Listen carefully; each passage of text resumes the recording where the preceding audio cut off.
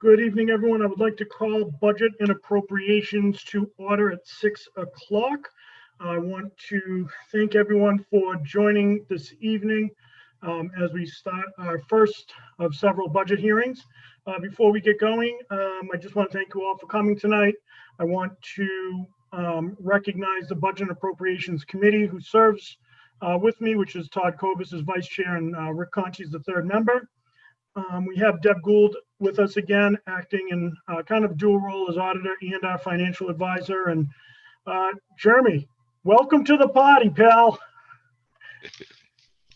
So we're really glad to have Jeremy here with us, who really jumped in at probably one of the worst times to jump into a new role, especially yours, with the global pandemic and, having to fill the shoes of someone who'd been here in Barrie for the last 12 years.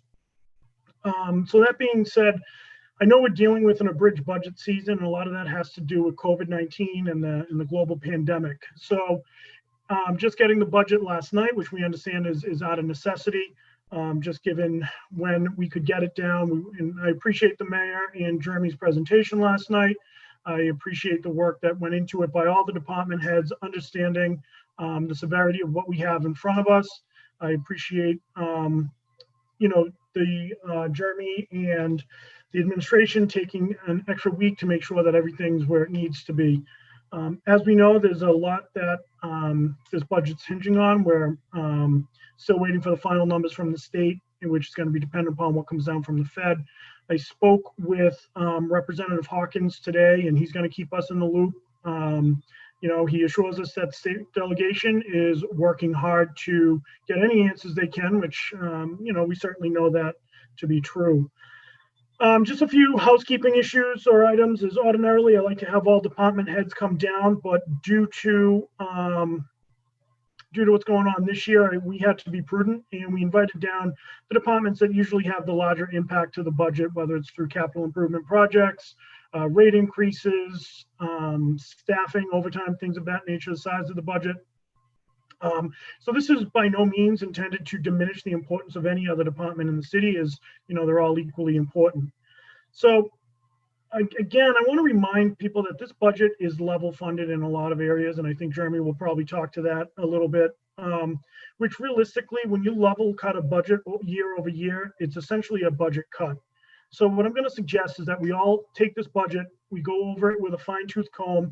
There should be questions, and any questions you have, please send through Virginia so we can get, so we have time to get the answers to those questions, so we can make the most of the time that we have together. We scheduled a lot of hearings over the next 3 weeks, meetings rather. 3 nights are going to be hearings. The rest are going to be discussions, and it's got to be really in depth, more so than we've had in the past, because usually we've had more time to have more in-depth hearings. Unfortunately, that's not the card we were dealt this year, really, on a global scale. So the additional meetings will give us time to deliberate, and any questions you have that you can get to us, I think would be great. So as I've asked in years past, and especially this year, that if there are proposed budget cuts, that we have discussion during committee. So when we get to the night of the vote on the budget, that we're able to discuss, digest, and understand any potential impact that it could have to the budget. For instance, I go back a few years ago, probably 5 years ago, the council decided to cut almost $30,000 for cell phones. Those cell phones were contractual and would have had a huge impact. So that's the reason behind my ask. So tonight we're going to have Chief LaChance talk to us a little bit about what's going on down at the fire department. Then we'll be joined by Mike Tyler at DPW, and finally Courtney Michelle of the water department. But before we introduce Chief LaChance, Jeremy, do you want to take the opportunity to say hello, introduce yourself to the council? Yeah, thanks, Councilor Delcio, and thanks for everybody here. Yesterday, when we presented the budget message, I stood at a podium and looked at a black camera in the corner. So it's good to actually be able to see your faces today, even if just digitally and remotely. So yeah, thank you for your time today. And Jay and I see a lot eye to eye in terms of his approach to level funded budgets and to, what is cuttable and what isn't, kind of what we have to do. So I appreciate those comments earlier, and I look forward to working with all of you through this. It's a compressed time schedule for you and for me. It started about a month ago. So anything I don't have the answer to tonight, I'm confident I can get it to you in short order. But I am, back at my house without Munis. So just bear with me, and I'm looking forward to this.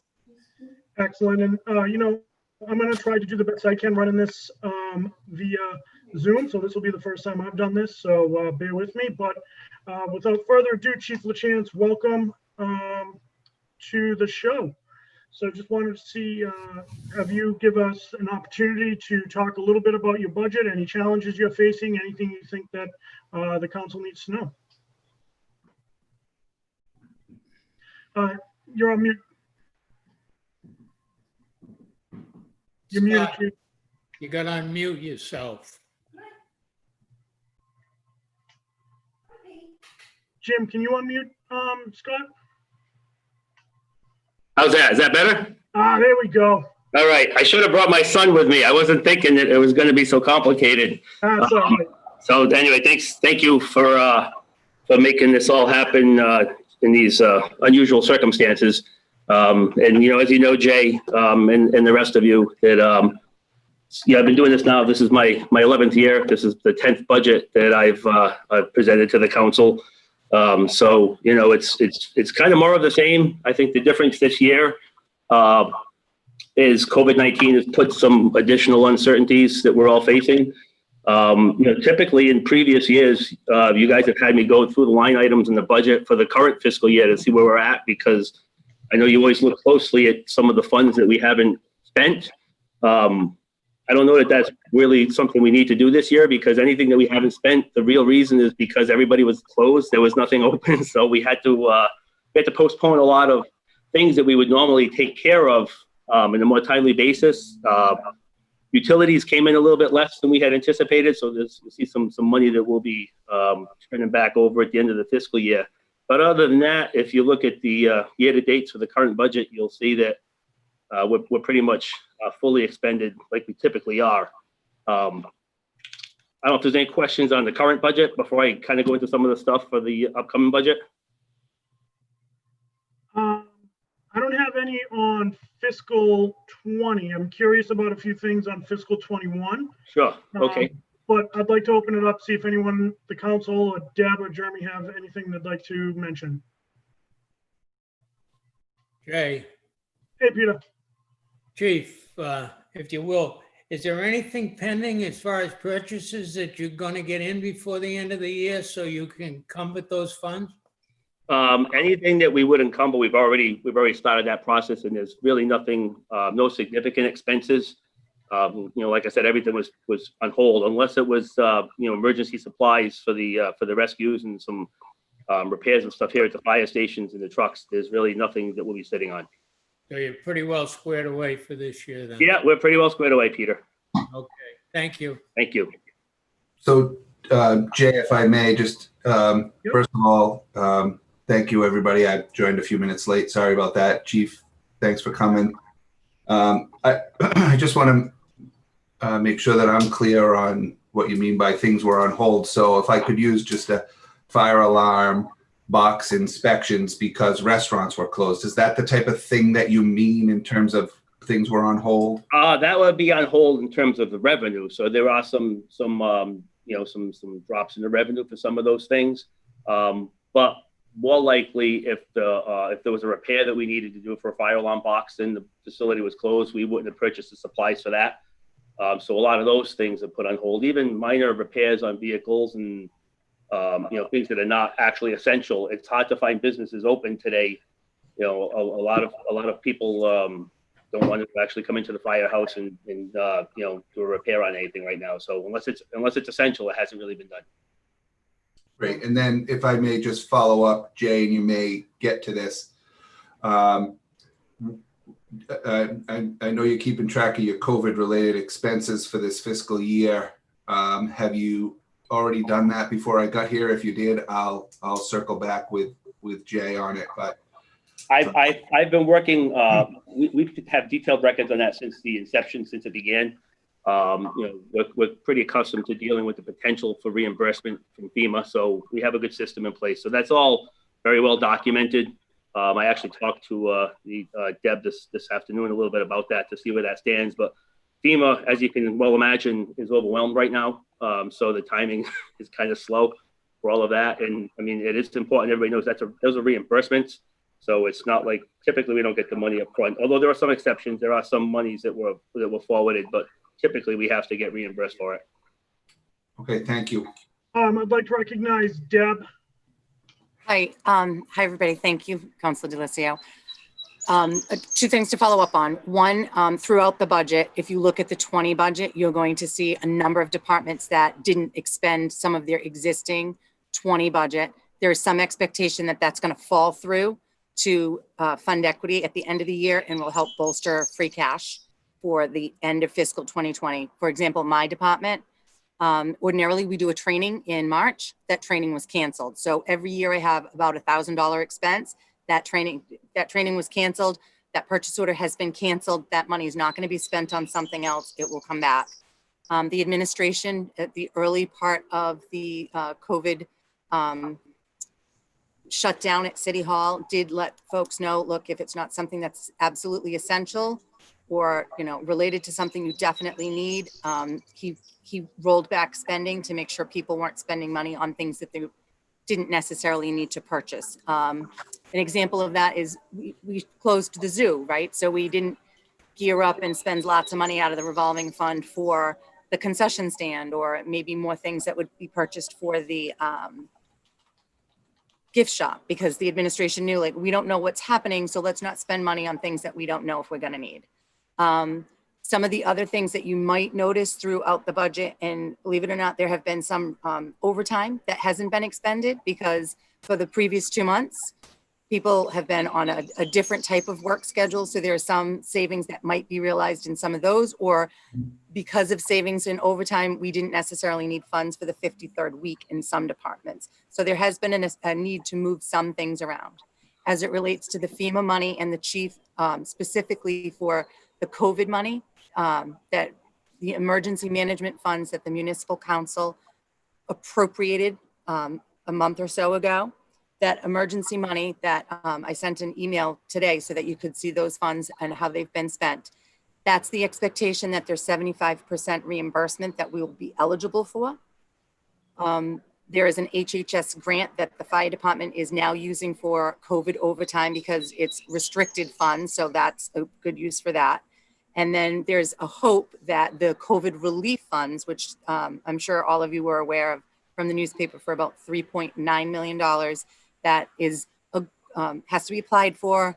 We have to propose things. The mayor and Jeremy and I and the school department have a meeting scheduled for that on Friday to kind of tease out what we can and can't use that money for, to make some preparations. That's also the money that there's discussion of maybe that would fill the gap if local aid is reduced. Again, we're all on the same page. We don't know what's going to happen with that. But that COVID relief fund may be eligible for the 25% filler. So 75% reimbursement from FEMA right now, the 25% of the money being expended from the emergency management grouping potentially is going to be reimbursable from the COVID relief fund. There's some guidance due from DOR. When we get that, we'll know more. Unfortunately, the situation is pretty fluid right now, but that kind of gives a broad overview, I think, of a couple of the topics that I'm sure as you go through the budget or look at your 20 expenses would kind of hit home over and over again. Some odd things that may not have been expended in fiscal 20. And police is tomorrow, but I'm sure that that chief will touch on that particular training. A need to transfer funds around internally, which may have negated other financial requests to the council that won't be asked for. And one follow-up for Councilor Blair, I just wanted to clarify,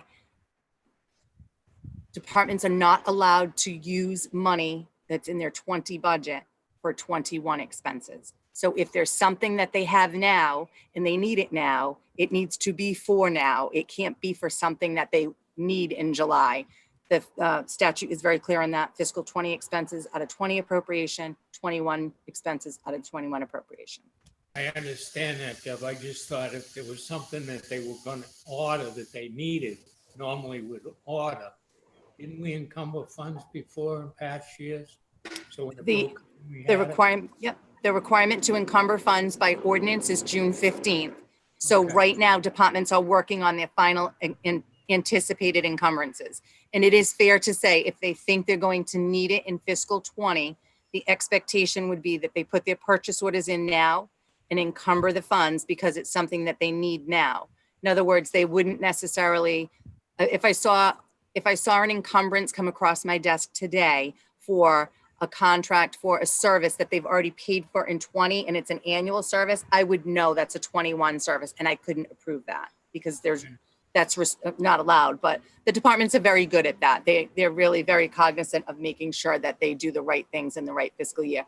So we are seeing some purchase orders come through, sir, but certainly not at the level that we historically would expect because of COVID.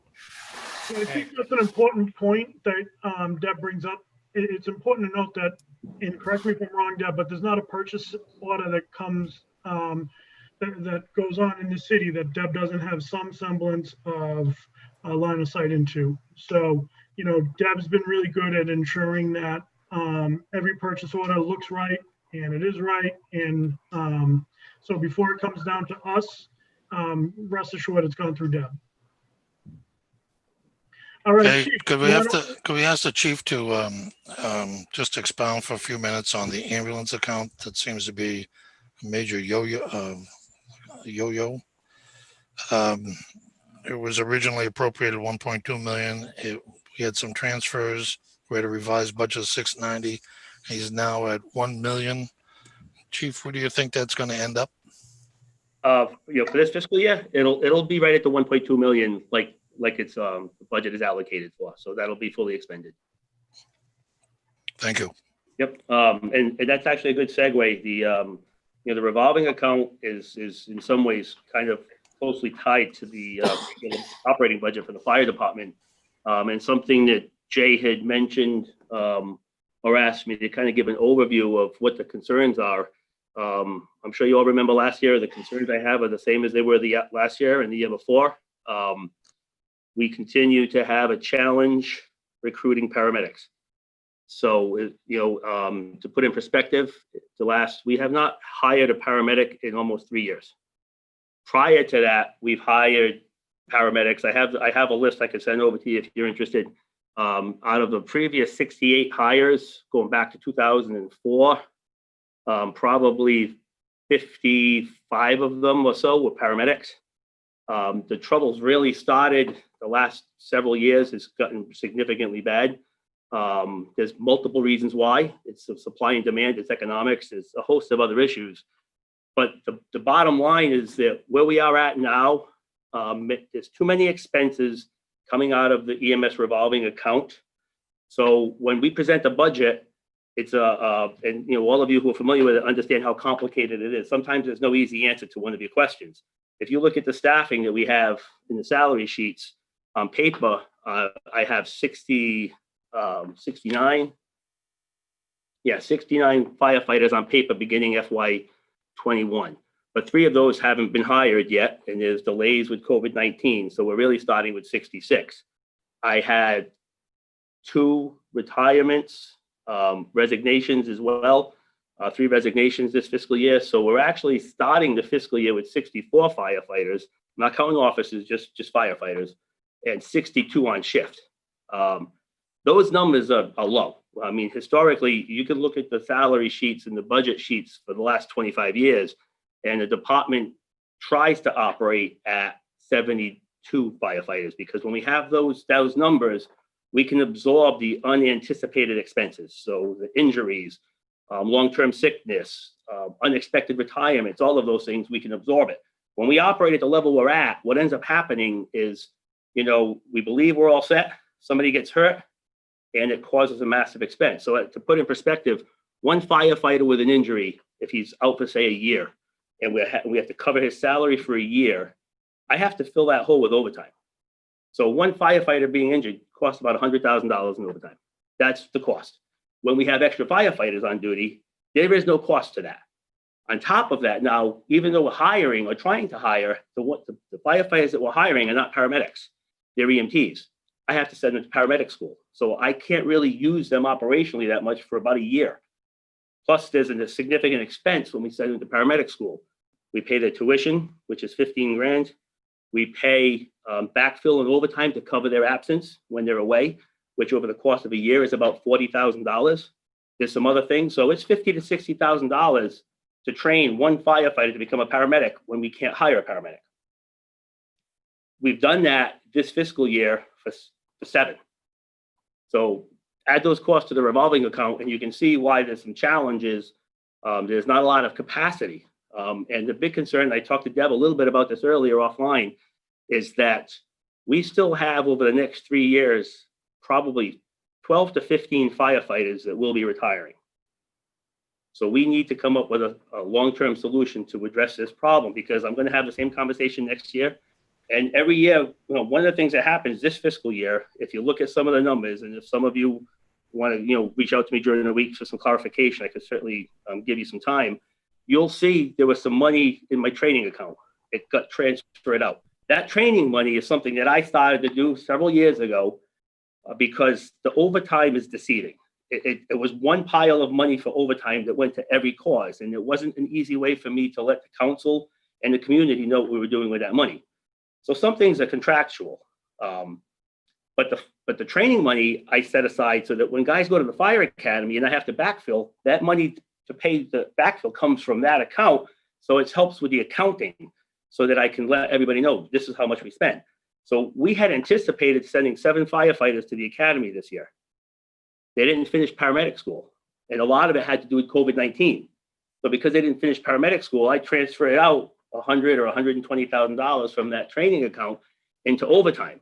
That is the reason I didn't have to come back to the council this year and ask for a boatload of money. If you recall, last year at the end of the fiscal year, or starting last year's budget, I told the council that I was short. And Deb and I had talked about it. I would have been short. I probably would have been $150,000 short this year if the recruits had been able to finish paramedic school and go to the academy. But we didn't save the money. I just shifted that problem to this fiscal year. So one of the concerns is if you look at the training money this year, the training money got cut. That's a hole. So I'm going to have to figure something out with that. On the good side is I believe you guys have gotten a communication, and we'll be getting it shortly, about increasing the expenditure cap for the revolving account, which will help free up some of the funds so that I can defer some of those costs and try to figure out how I can make that more sustainable. Chief, you're hitting most of the things I wanted to talk to you about. Well, that's what I do, Jay. I appreciate it. The other thing is I noticed there was a reduction in fall weather gear from 100,000 to 80,000. Yes. Can you talk a little bit about that? Yeah, sure. I'm sure most of you recall many, many years ago, this goes back now probably 8 or 9 years ago, the protective equipment that firefighters had, it was poor. The NFPA standard is it shouldn't be more than 10 years old. 7 is recommended. And there were people here with turnout gear that was over 20 years old. Once that got brought to the attention of everybody, the former mayor and the municipal council, everybody came up with a plan to correct that, which we've done. This funding is just a way to ensure that we don't go backwards. So one of the conversations I had with Mayor Haro several years ago, and it was surprising, he did not want that in the capital improvements plan. He felt that it's a need to have it, and he wanted us to have the equipment that we needed. So he started funding it into the operation budget so that we'd have to go to council and keep asking for it. So it made it a little harder to balance the budget, but it definitely made it easier for us to provide that equipment. So the $20,000 cut, one of the things I had told him is that I have a little capacity. Ideally, I would like to replace 1/4 of the firefighters' gear each year. That they have 2 sets of gear. If I can do 1/4 every year, then I'm being a good, every 8 years, they'll get both of their sets replaced. But like I said, it's a 10-year window for the gear to really be replaced. So we have a small buffer, which is what, things like this are for. So, the $20,000 extra certainly would have been, appreciated. But we'll manage with that. But that's what that is about. All right, so you have what you need, what's essential, essentially. We do. We have what's essential, yeah. And the one thing I'm very confident of, that when it's something that's truly essential, you know, I mean, sometimes we all debate what essential is, but when it's truly essential, I haven't really seen the true issue getting the support necessary to make it happen. Yeah, and I appreciate that. The other observation, the renovation account funded at 35,000. It wasn't in the request, it was just in the recommended, right? Is that the repair to headquarters? Yeah, that's, I mean, the kitchen and some other areas need some significant work. It sounds like it's non-essential, but it's a pretty unpleasant living situation and working situation. So especially in light of the COVID-19 and the concerns we all have with decontaminating, it's overdue for it. So we were happy to see that the mayor wanted to fund that. Okay. Can you walk us kind of through what, because you said living situation, for some of us that might not understand, you know, there are people who there are firefighters and your staff there who might not go home for a couple days. Can you walk us kind of through what that looks like? Because I think that might tie this in, especially where we know earlier in there was a kind of a ban on visitors, which seems to be lifted, but I think that included food. Yeah, but they would still be able to, you know, pick up food and stuff. So it really wasn't a big issue. What we were trying to do is limit the number of civilians coming in and out of the station, which really wasn't a major issue. But as far as the living situation, it's not like a regular job. So if you haven't done the job, then you know it's hard to understand. But it's more like the military, you know. So when they're on their shift or their tour of duty, as we call it, it's a 24-hour shift. So they report to duty 7:30 and they're here for 24 hours. So typically they bring what they need, or the shifts provide what they need. You know, the city doesn't provide any of the food, so there is no concern with that. But one of the challenges that we have, which is most departments have it, but we have a challenge because of the number of personnel we have, that when people are out hurt or sick or injured or whatever the case may be, or take their vacation, sometimes it's hard to actually get people to fill the holes to come to work. So I've done for many, many years, I have a mandatory holdover policy. That's where it can be complicated because, you know, you can't assume that people know they're coming to work and sometimes they don't get to go home. So I do everything I can to minimize how many consecutive hours they work.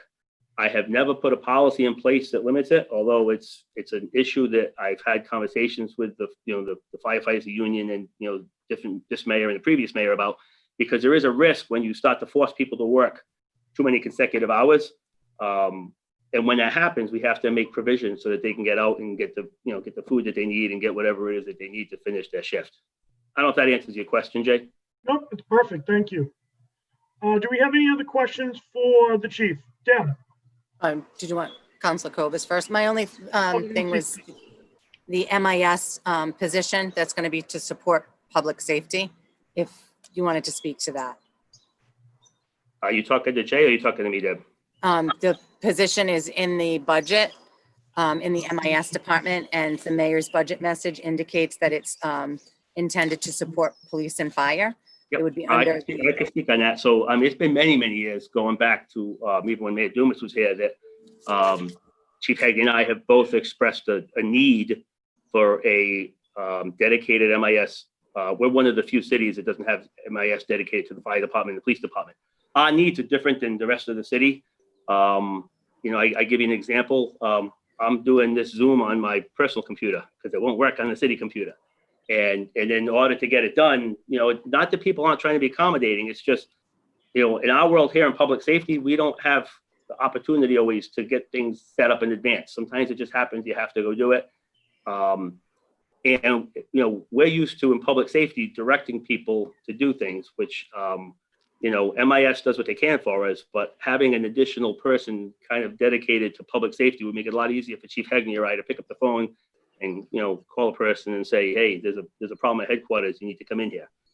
So that was kind of what drove it, plus just the volume. I have probably 40 or 50 computers in the department.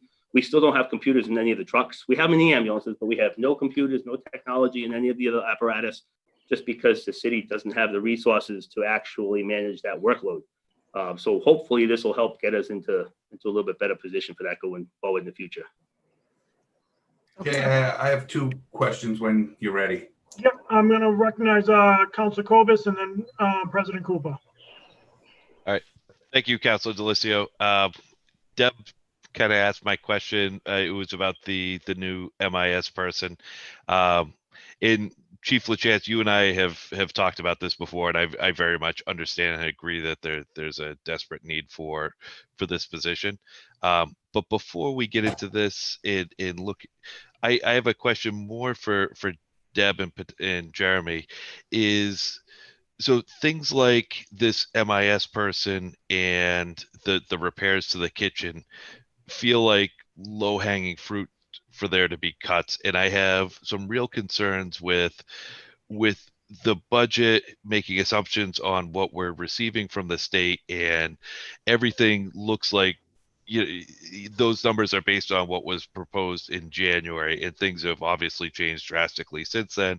And I have real concerns that we're basing this budget on numbers that are going to be reduced significantly. And I know New York is talking about a 20% across the board cut across the state.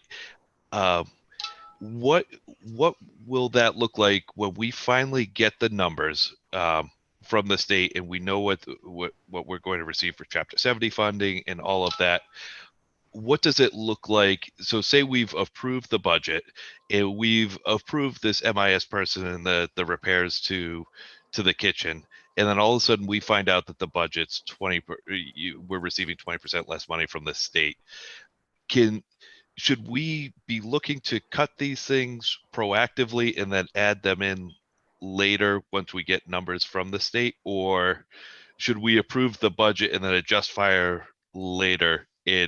Because I'm supportive of these positions, provided we're not pulling that money from the stabilization fund once we get the final numbers from the state. So can you give us some guidance on that? So I see Jeremy's hands up. I'll recognize Jeremy, then Deb. Jeremy, you're there you go. Thank you. Sorry, Deb, that's probably the 5th time I've cut you off today. That's okay. So I appreciate, Councilor Kovas, what you're talking about in terms of so-called low-hanging fruit in the budget. I would say that just because you approve a budget and appropriate money on July 1 doesn't mean we have somebody in the door July 1, doesn't mean we encumber funds for a kitchen on July 1. So we're being cautious with that sort of thing. Mayor had talked about a plan in place for what happens with mid-year cuts from a state funding level. So there are a couple things which we have not necessarily earmarked, but have a running account of to say, all right, like these don't need to happen. We don't need to sign a PO on July 1 to do X, Y, and Z. We don't need to fill the position on July 1 to do X, Y, and Z. So it's a priority broadly, but not immediately. On the MIS position specifically, I will say in the month that I've been here, I've had a couple of quick takeaways, and one is that for a $145 million operation supporting a city of 45,000 citizens for the tech to be a director and one operator technician level, it seemed understaffed immediately. And what the chief had said about technology needs, I've experienced myself as well. So we have a need to bolster the tech department, and I think this is one of the things that's been clamored for a while, which is why it kind of moved to the front of the queue here. But I'll let Deb expound upon beyond that. Deb.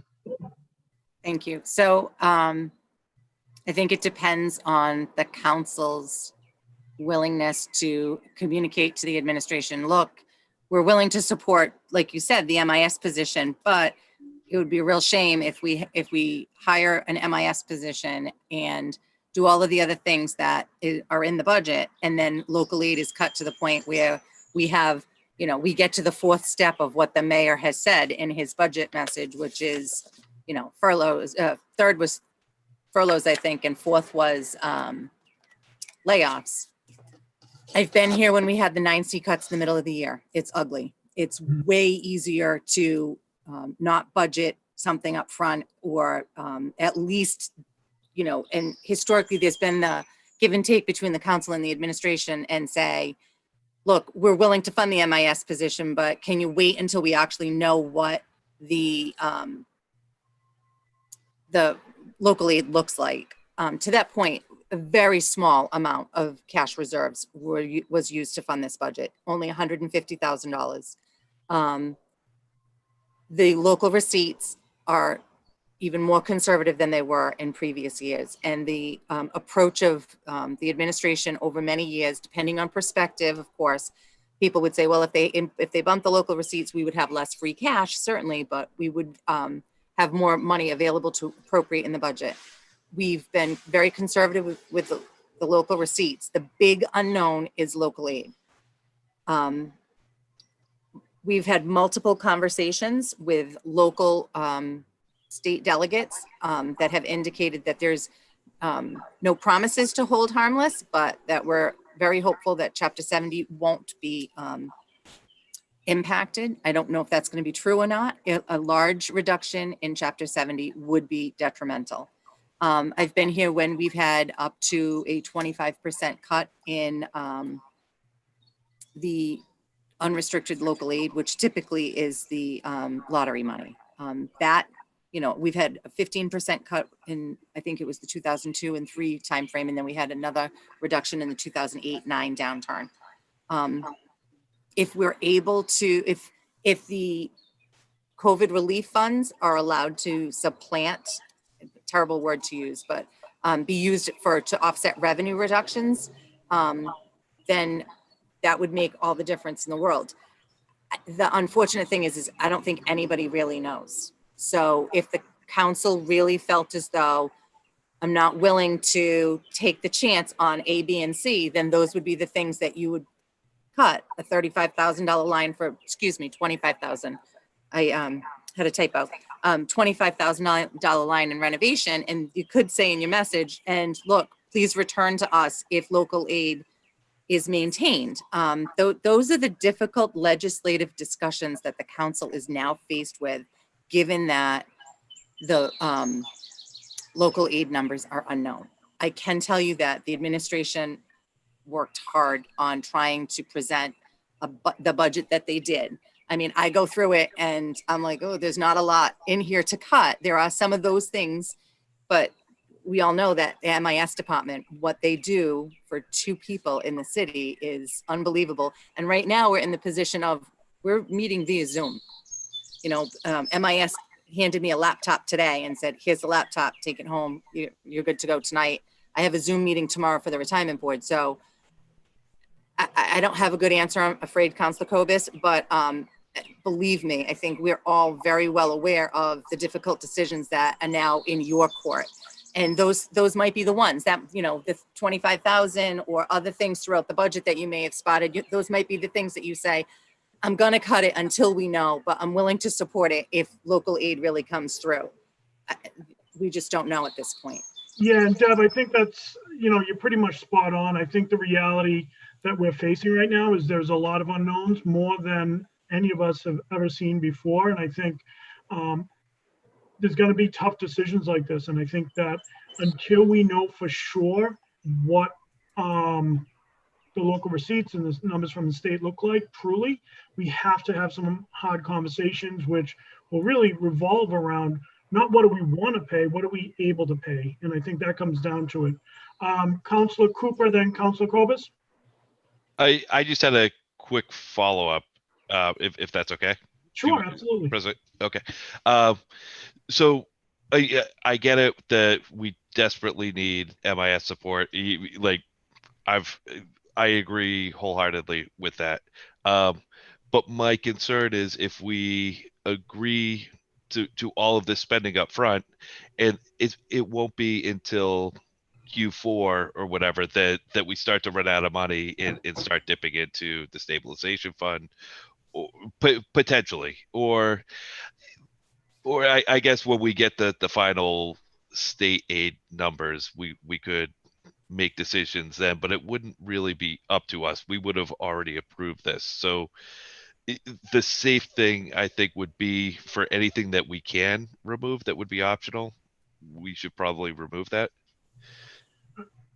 President Cooper, before you go, Deb wants to applied to Todd, if you don't mind. Sure. I just want to clarify the timing, because the timing is important.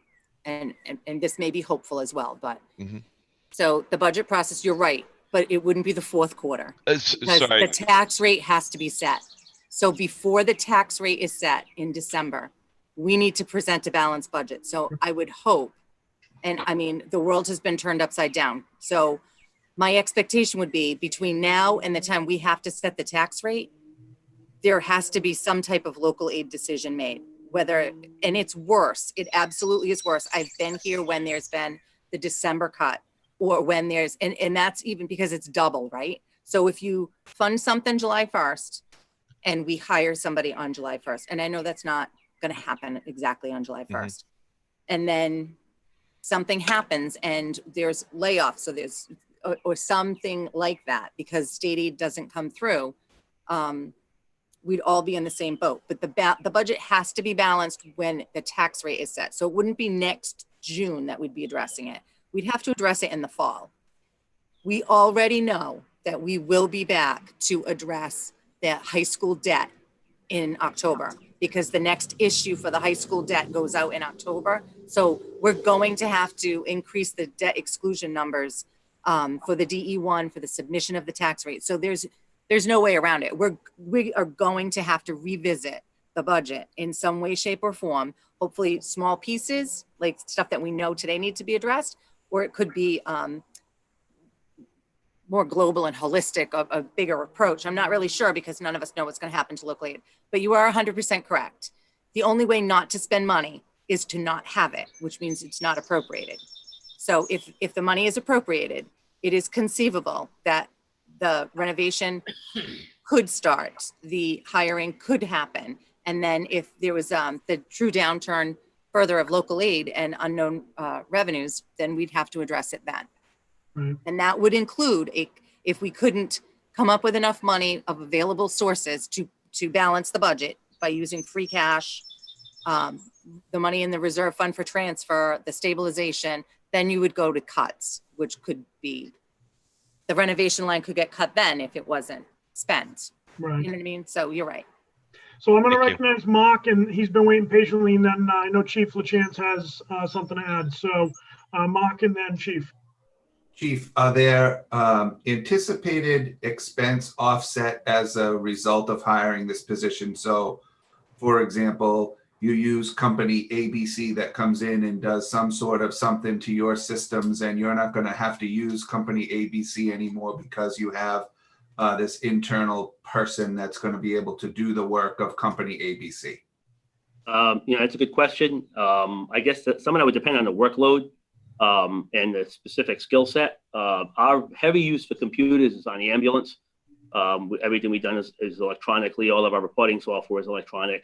So there is a hefty amount of fees associated with the, for lack of a better term, maintenance agreements that we use for all of that. So there might be, as an example, when we buy a new computer, every year we upgrade one of the computers in the rescue. I know I'm paying some kind of an exorbitant fee to have that set up to work with the software. So we might be able to not have that fee.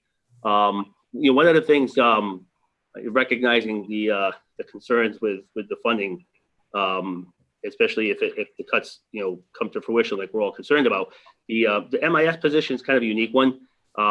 Like right now, the recruits that I have that are going to the Mass Fire Academy, the Fire Academy shut down for the last several months.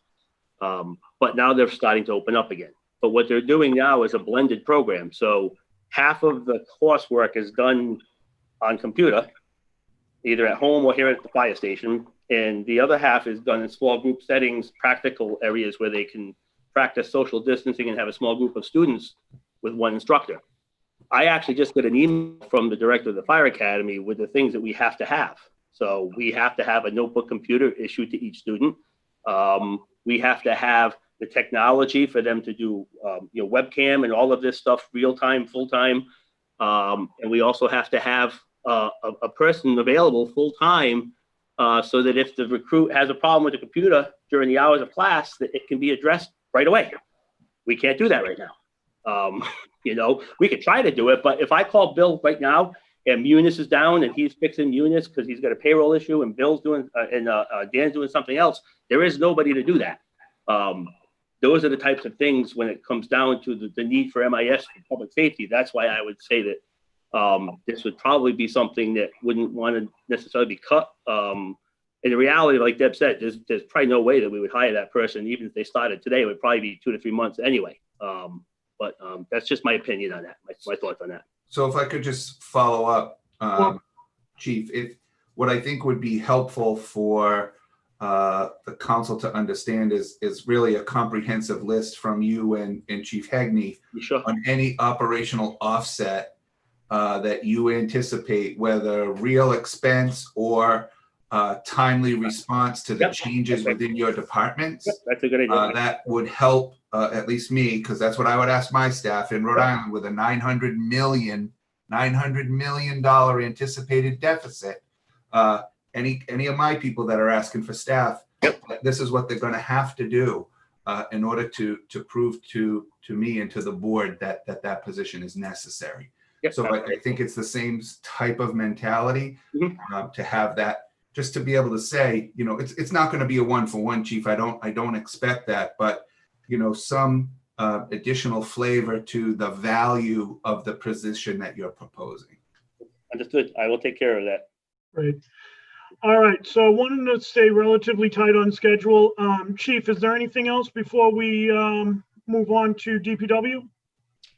No, you have all of the budget books in front of you. If you have any other questions, the only thing I just remind you is keep in mind that the current budget has 3 vacant positions that are, you know, budgeted for July 1st. There's another retirement and a resignation. So there are 5 vacancies right now.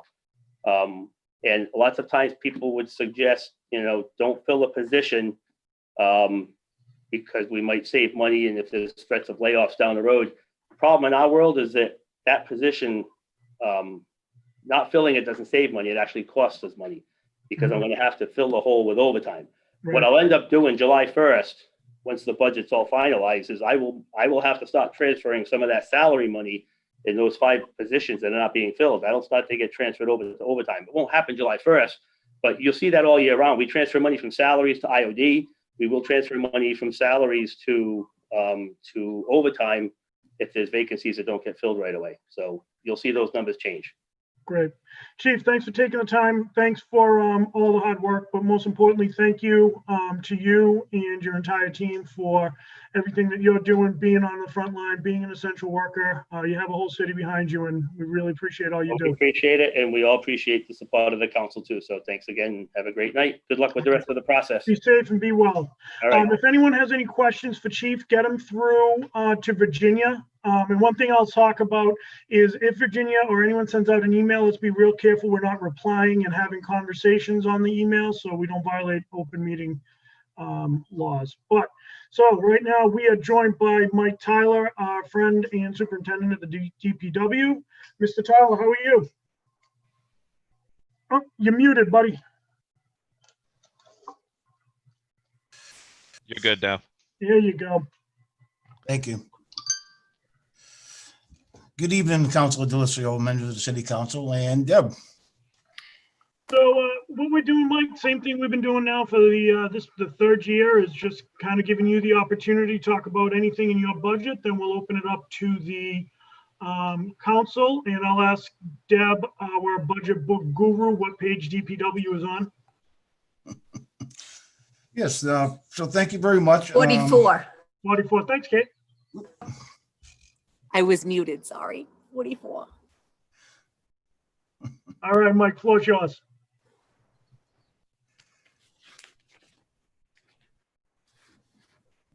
All right, Mike, the floor's all yours.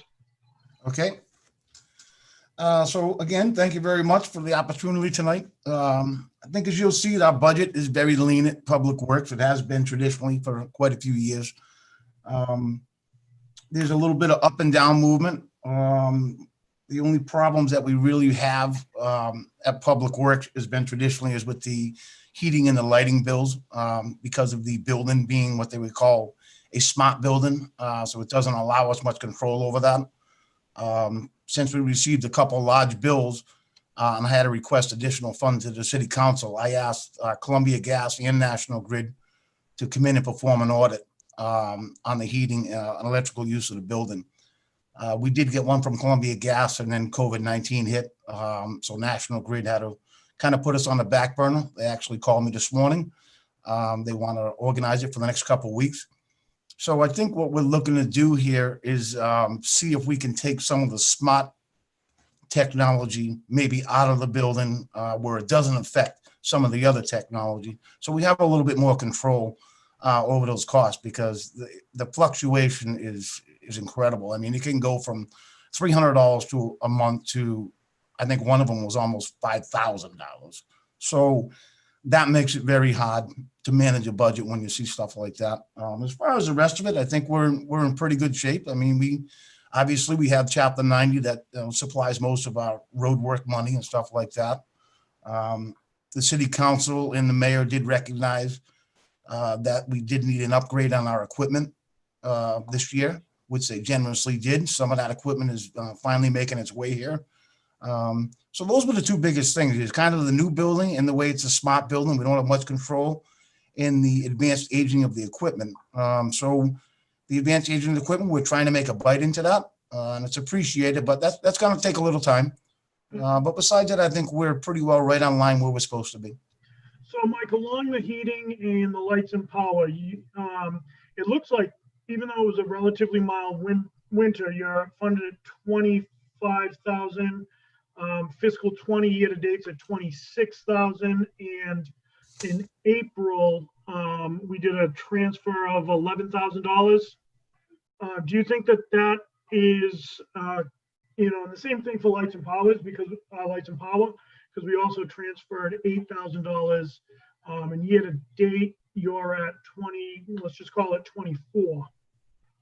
So do you think that those are funded appropriately? Do you think that those are realistic targets? Again, that's it's kind of hit and miss. We like to think that it is funded appropriately. We think the changes, I think the audit's going to tell us a lot, because of the building being about 4 years old. There was really no formal training on how to work some of this stuff here. So it's kind of been trial by error, if you will. So I think once we get this audit done and talking with some of the technicians that provide this service, I think we'll be adequate with the funding that's presented in the budget. As I said, we'll be able to put more controls in that we can physically do instead of depending upon the computer program to do that for us. So Jay, I have a comment. All right, we might be going the same place, so take it away. So Mike, it's please, no offense, but I'm irritated by that statement, truth be told, because when I walked through that building and when I approved that building, spending the money for that building, I know before your time, and I remember Richard's words. I remember Richard saying at the public meeting and standing in that building in the foundation before the frame was up. I was there. It was me, Richard, Jeremiah, Jay, I think was there. There were a couple of others there asking the question about how the heating expenses, whether, the roof is semi-transparent, this and that, that's radiant heat, how all of those things were going to contribute to less expense for the city. So to say now 4 years in, we need training. We got to get the training to realize reap the reward of the things that we put into that building that cost us a little bit more money because we were supposed to realize some savings. I'm disappointed to hear that we're not seeing that, and that we don't have we weren't trained in the ability to reap those rewards for spending the money that we spent based on the commitment that was made to the council and to the taxpayers that building was going to save people money, if nothing else, in utilities. I absolutely agree, President Cooper. Again, I wasn't here when the building was built. And from what I'm hearing, and this is only through hearsay and talking with the technicians that have came here, is that the city didn't take the final step, if you will, to make it a completely smart building. Now, I'm not sure if that's a true statement or not.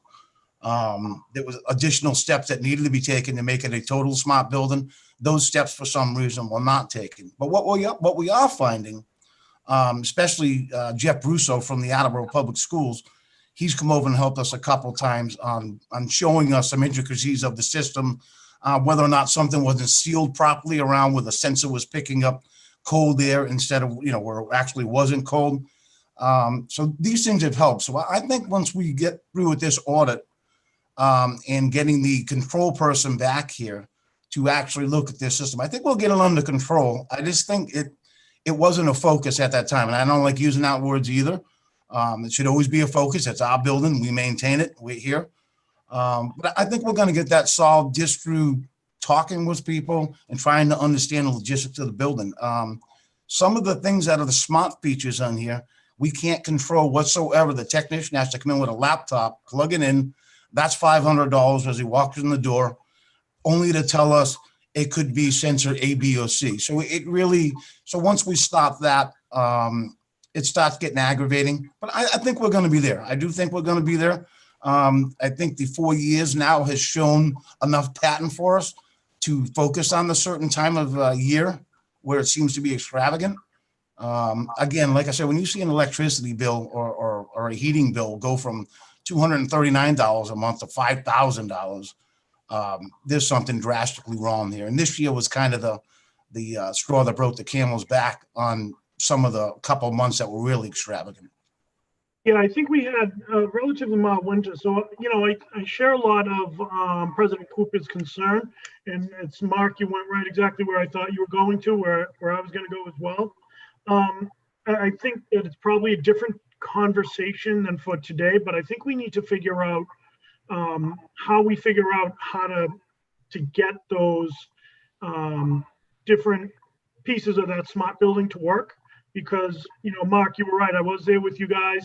I think Councilor Blair was there with us. And honestly, I think Duff White was there with us because I was there as a member of the ARA. And I think it was right around Easter. In the final building, I remember Kate and I walked up those stairs up to the thing to see that the building ceiling is sort of opaque up in that lofted area. I remember walking up there with you. I wanted to go tanning up there.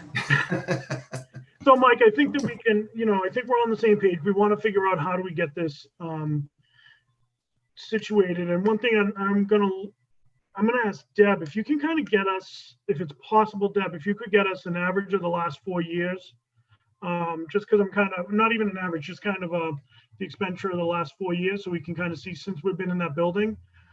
You would like lights and power? Yeah, lights and power and heating Yes, please. for the last 4 years. Yeah, because and Mike, if you have an energy audit, I was unaware of that. If you could share that with my office, that would be great. Sure, absolutely did. Like I said, Columbia Gas had come in. National Grid was supposed to come in right when all this hit. So they're scheduled to come in the next 2 weeks. But you I'll have definitely get you the results to that. Perfect. Do you have the results of the Columbia Gas audit? Not a recommendation, no. They're supposed to do the audit first and then come back and make energy saving recommendations. Okay. They're both free programs. Okay. And certainly, counselors, I will get you the last 4 years for that building. I actually do Since have that if you occupancy. need it. Yeah, I do have that if you need it. Do you have it as a spreadsheet already available? I do for the last 4 years, yes. Perfect. If you could forward that to us, and we'll double check it to make sure like everything's in there and stuff, and we'll get that to No you. problem. Yep. Great. Thanks, Mike. You're Mike, welcome. thanks. So the other question I had is, what do you include in your $50,000 professional service line request? For professional services? Yeah. Well, that's used for a number of things. We've had electrical services by the city that I had to have performed. I'm not sure if the council knows or not, but the wastewater and water electrician that used to be utilized citywide was not able to provide those services. They kind of overloaded with their own work. So we kind of had to go out to have some electrical service done, like the lights under the arch, stuff like that. We do use some of it for engineering services on there. Most of the time, we did have our total microfilm system that before that people had to physically come in and look under that with a microscope. We had that all PDF version, which has been a huge thing for everybody when they ask us about street profiles or files. Now we're just easily able to go in, send them the PDF files. I mean, it's been a God bless for everybody. And of course, with COVID-19, they don't have to come into the buildings anymore to be reviewing microfilm. So we use it more for those things more than anything. Those have been probably the bigger costs that we've incurred for them. I'd say that's just about it. Okay. Are there any items in there that the 50,000 may not cover? But it may not cover. Yeah. As I don't understand if you can clarify that a little bit. So state mandated inspections such as Farmers and Mechanics Pond, does that fall under there or does that come somewhere else? That was a city council vote. Mhm. But so that probably could have went under there.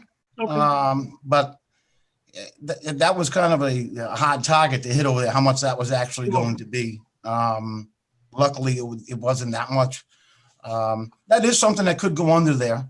But again, we didn't know what we were expecting to see there. Deb? So historically, it has been paid out of that line as a supplemental or a reserve fund for transfer or out of free cash out of the 530101. Mike, I guess to clarify, you have a $50,000 line item that you requested for professional services, and that's recommended. What do you typically pay out of that every year? So are the inspections for Farmers Dam, is that an annual expense or is that every other year? No, that's every year. Okay, so that $50,000 will be used to cover that expense. That's part of Yes. that 50,000. Because the last Yeah. couple of years, there's been a supplemental request. So I'm just kind of wondering, does the 50,000, what built your 50,000? Farmers Pond inspections and that kind of stuff are there known costs that you need that $50,000 for? Sure, I could actually pull that up right now and tell you exactly what the expense was. But I say the dam inspections are very difficult for one reason, because they changed the grading of the dams.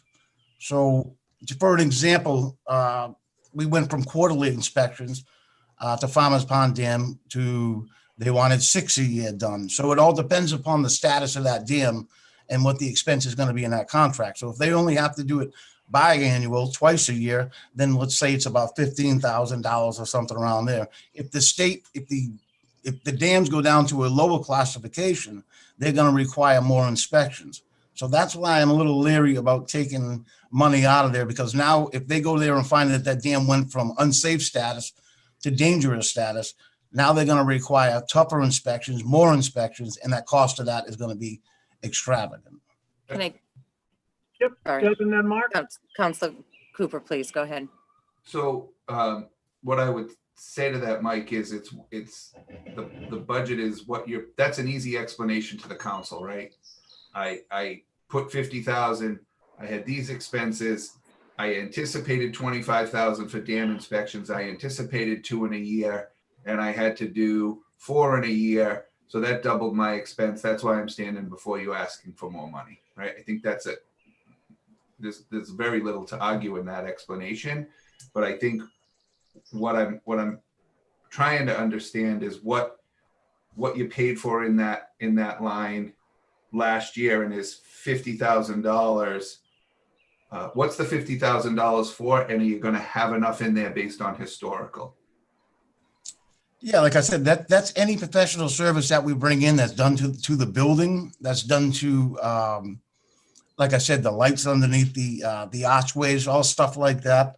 Because if you look at the other lines, I don't really have that much money when it comes to traffic signals or all that.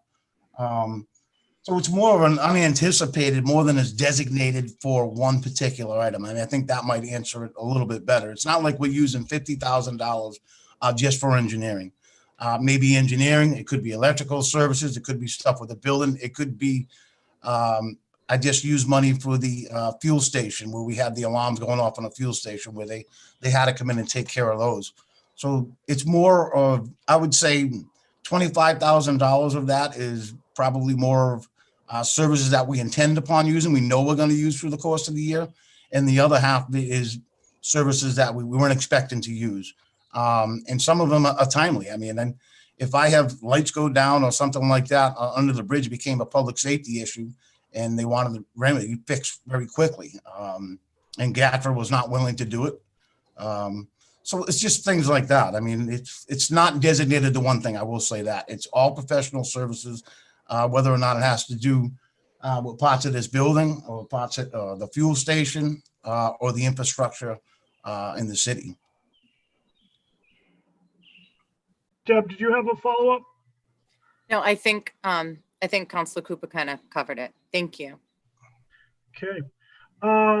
Mike, so I've noticed account 538053 trench has no funding requested this item. Has that been moved to the water and wastewater budgets? The trenches, yes and no. That's a two-part answer. Currently, we pay for the raising of the sewer structures through our Chapter 90 program. And speaking with Barry Lacasse when he was here, I thought that was not a very good use of Chapter 90 money, considering it's limited. We're providing that service to a free enterprise. So he was setting up accounts for water and wastewater to have their structures raised with their own funds instead of tapping into Chapter 90. It did not include the water trenches at the time, only because we do the work.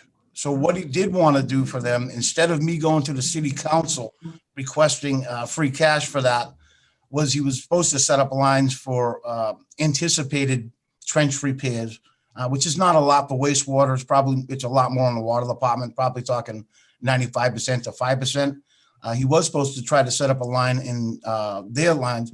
So I could basically just go to Courtney and tell her I want to go fix water trenches on ABC Street. This is what the anticipated cost is. And I need so much money in asphalt, so much money for maybe the contractor services, whatever that may be. So I'm not sure the status of that. Okay. But I think it was a good move. I just don't know why we should be paying out of general budget for free enterprise items. Jeremy, do you have anything to add? And then I'll recognize Vice President Jackson. Yeah, you will see that in the water budget. I will say it's been somewhat complicated by the stop and start on the indirect cost study that we talked about yesterday. We didn't get the indirect cost study from our consultant until May. So that's we were kind of foot in both camps sort of thing, but you'll see money in the water department for trench repair. Thank you. Thank you both. Vice President Jackson. Actually, I'm really good. Okay. He just answered that question. I was going to direct that to Jeremy. Thanks, Jeremy. I'm glad you're on it. All right. That's all I had for you, Mike. Does anyone else have anything for Superintendent Tyler? Mike, you're off the hot seat, buddy. Thanks for all you and your team do. Really appreciate everything that you and your department are doing, especially in these times. So keep up the good work, and anything you need, we'll talk soon. Thanks, very much. Thank you. Have a good night. Night, Mike. Night, Deb. All right, and Courtney. Yes, hi. Hi, how are you? Good, how are you? Good, thanks. So we're going to be doing this just the same way we've done over the last 3 years. We're going to be giving you the opportunity to talk a little bit about your department, your budget, and anything you think that the council needs to know. So I will turn the floor over to you. Okay, sure. As everybody knows, with COVID going on, and it does happen in typical years too, there were quite a few cuts made. A couple of the major ones, and one of them just actually happened in the last couple of weeks, is we had a part-time clerk retire. So in order to reduce on salaries, she is not going to be replaced for the next fiscal year or into the future. There's some other accounts I do want to point out that may look a little higher than last year, even after looking and cutting everything that I can. One of them is lights and power. And if you look, last year we funded $550,000. This year requested 600,000.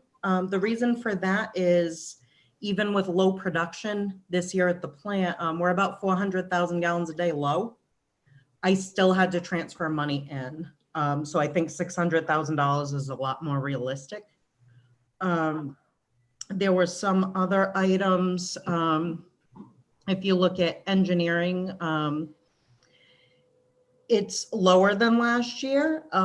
There were a couple of items that were budgeted for next year. And again, because of low production at the plants, we were able to save on chemicals. So you'll see a transfer request into engineering this year for a required study that's required by EPA. So that was another one. Professional services, you'll notice went up. The reason for this, and I actually did make cuts to this, and I can tell you what they were. But the reason that this went up is the HVAC rehab that we completed is now out of warranty.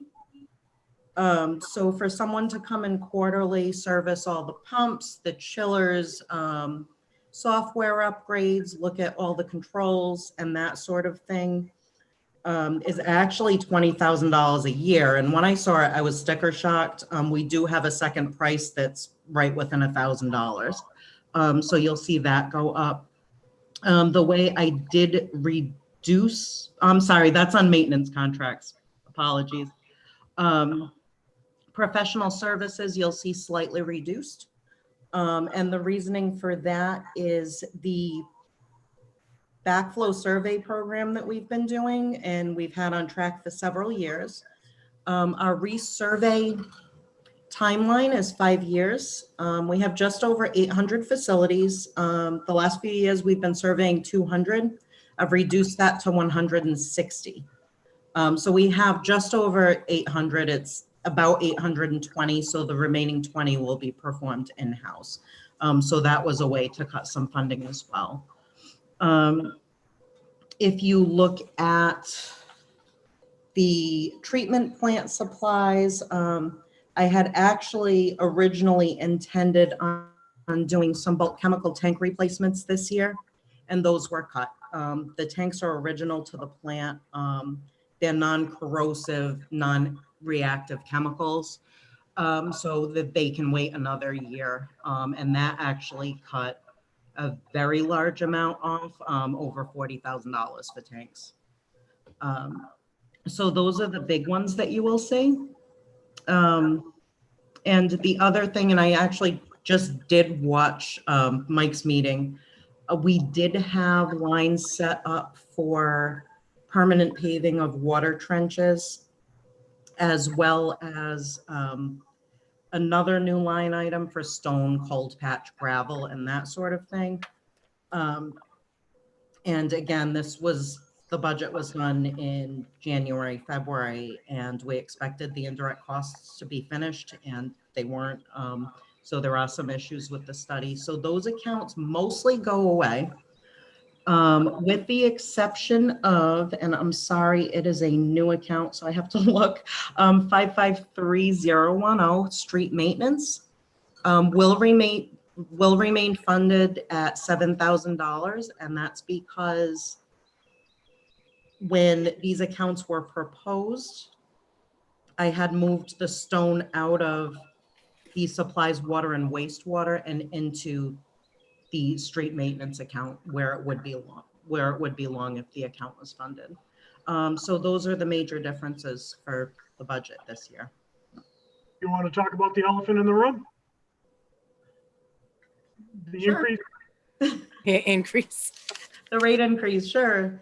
I'm sure, as everybody knows, we've had a lot of projects going on for the last several years at the water department, a lot of main replacements going on, and that sort of, those have been the big chunks, the rehab of the Wading River plant, and it really has taken a hit on retained earnings. The infrastructure is old, a lot of it's beginning to fail.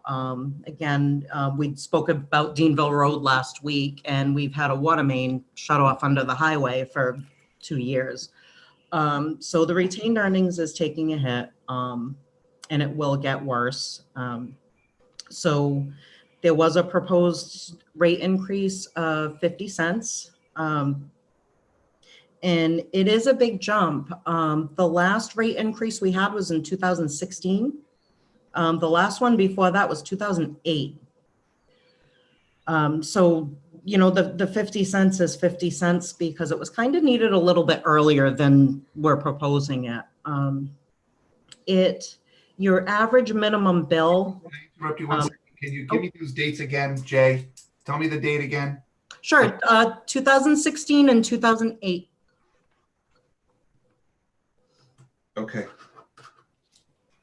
Okay.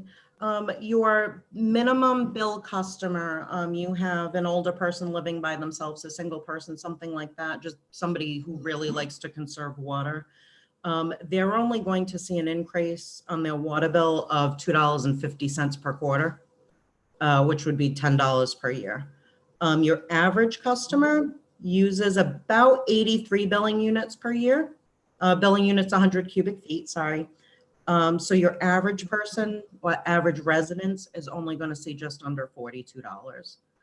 So, I mean, it's a decent increase percent wise, but if you look over the course of the year, again, your average person, it's only about $10 a quarter, a little bit over. So I guess a concern I have, and I get that, I guess it's timing, the timing we're in right now, you know, to say it's only $10 or only $42. It could be a lot, you know, especially with unemployment and everything else going up. Are you able to get the council kind of a more in-depth breakdown of how that rate, what it impacts, what it goes to, what if this rate goes to spending or mandated chemicals or things of that nature? Just so we can be able to wrap our arms around it a little bit more if we're going to go to the public in this economic environment and say, hey, we're going to raise your water rate. Sure. Again, a lot of it is to keep the retained earnings healthy with the water main projects, which I think most residents would agree are certainly needed. We do have certain areas of the system that are suffering. If you look at regular budget, I mean, we have typically chemical prices are going to go up. I level funded chemicals to last year. That actually wasn't the intent until COVID hit. We had increases on chemicals anywhere from 5 to almost 10%. And that's the type of ranges we've seen. We have more regulations, more lab sampling. There are things coming down the pipe for lab again. And again, there's also the other elephant in the room, the THM issues. And again, everybody's seen the capital improvement plan, and we've determined a major source of that issue is the Wading River plant. So that's going to need to get looked at. I mean, it's either we sit there in non-compliance with THM issues, or we really get a study done at that plant and get some better water out there. Sure. All right, we have some questions popping up, Courtney, but first I want to ask Jeremy a quick question.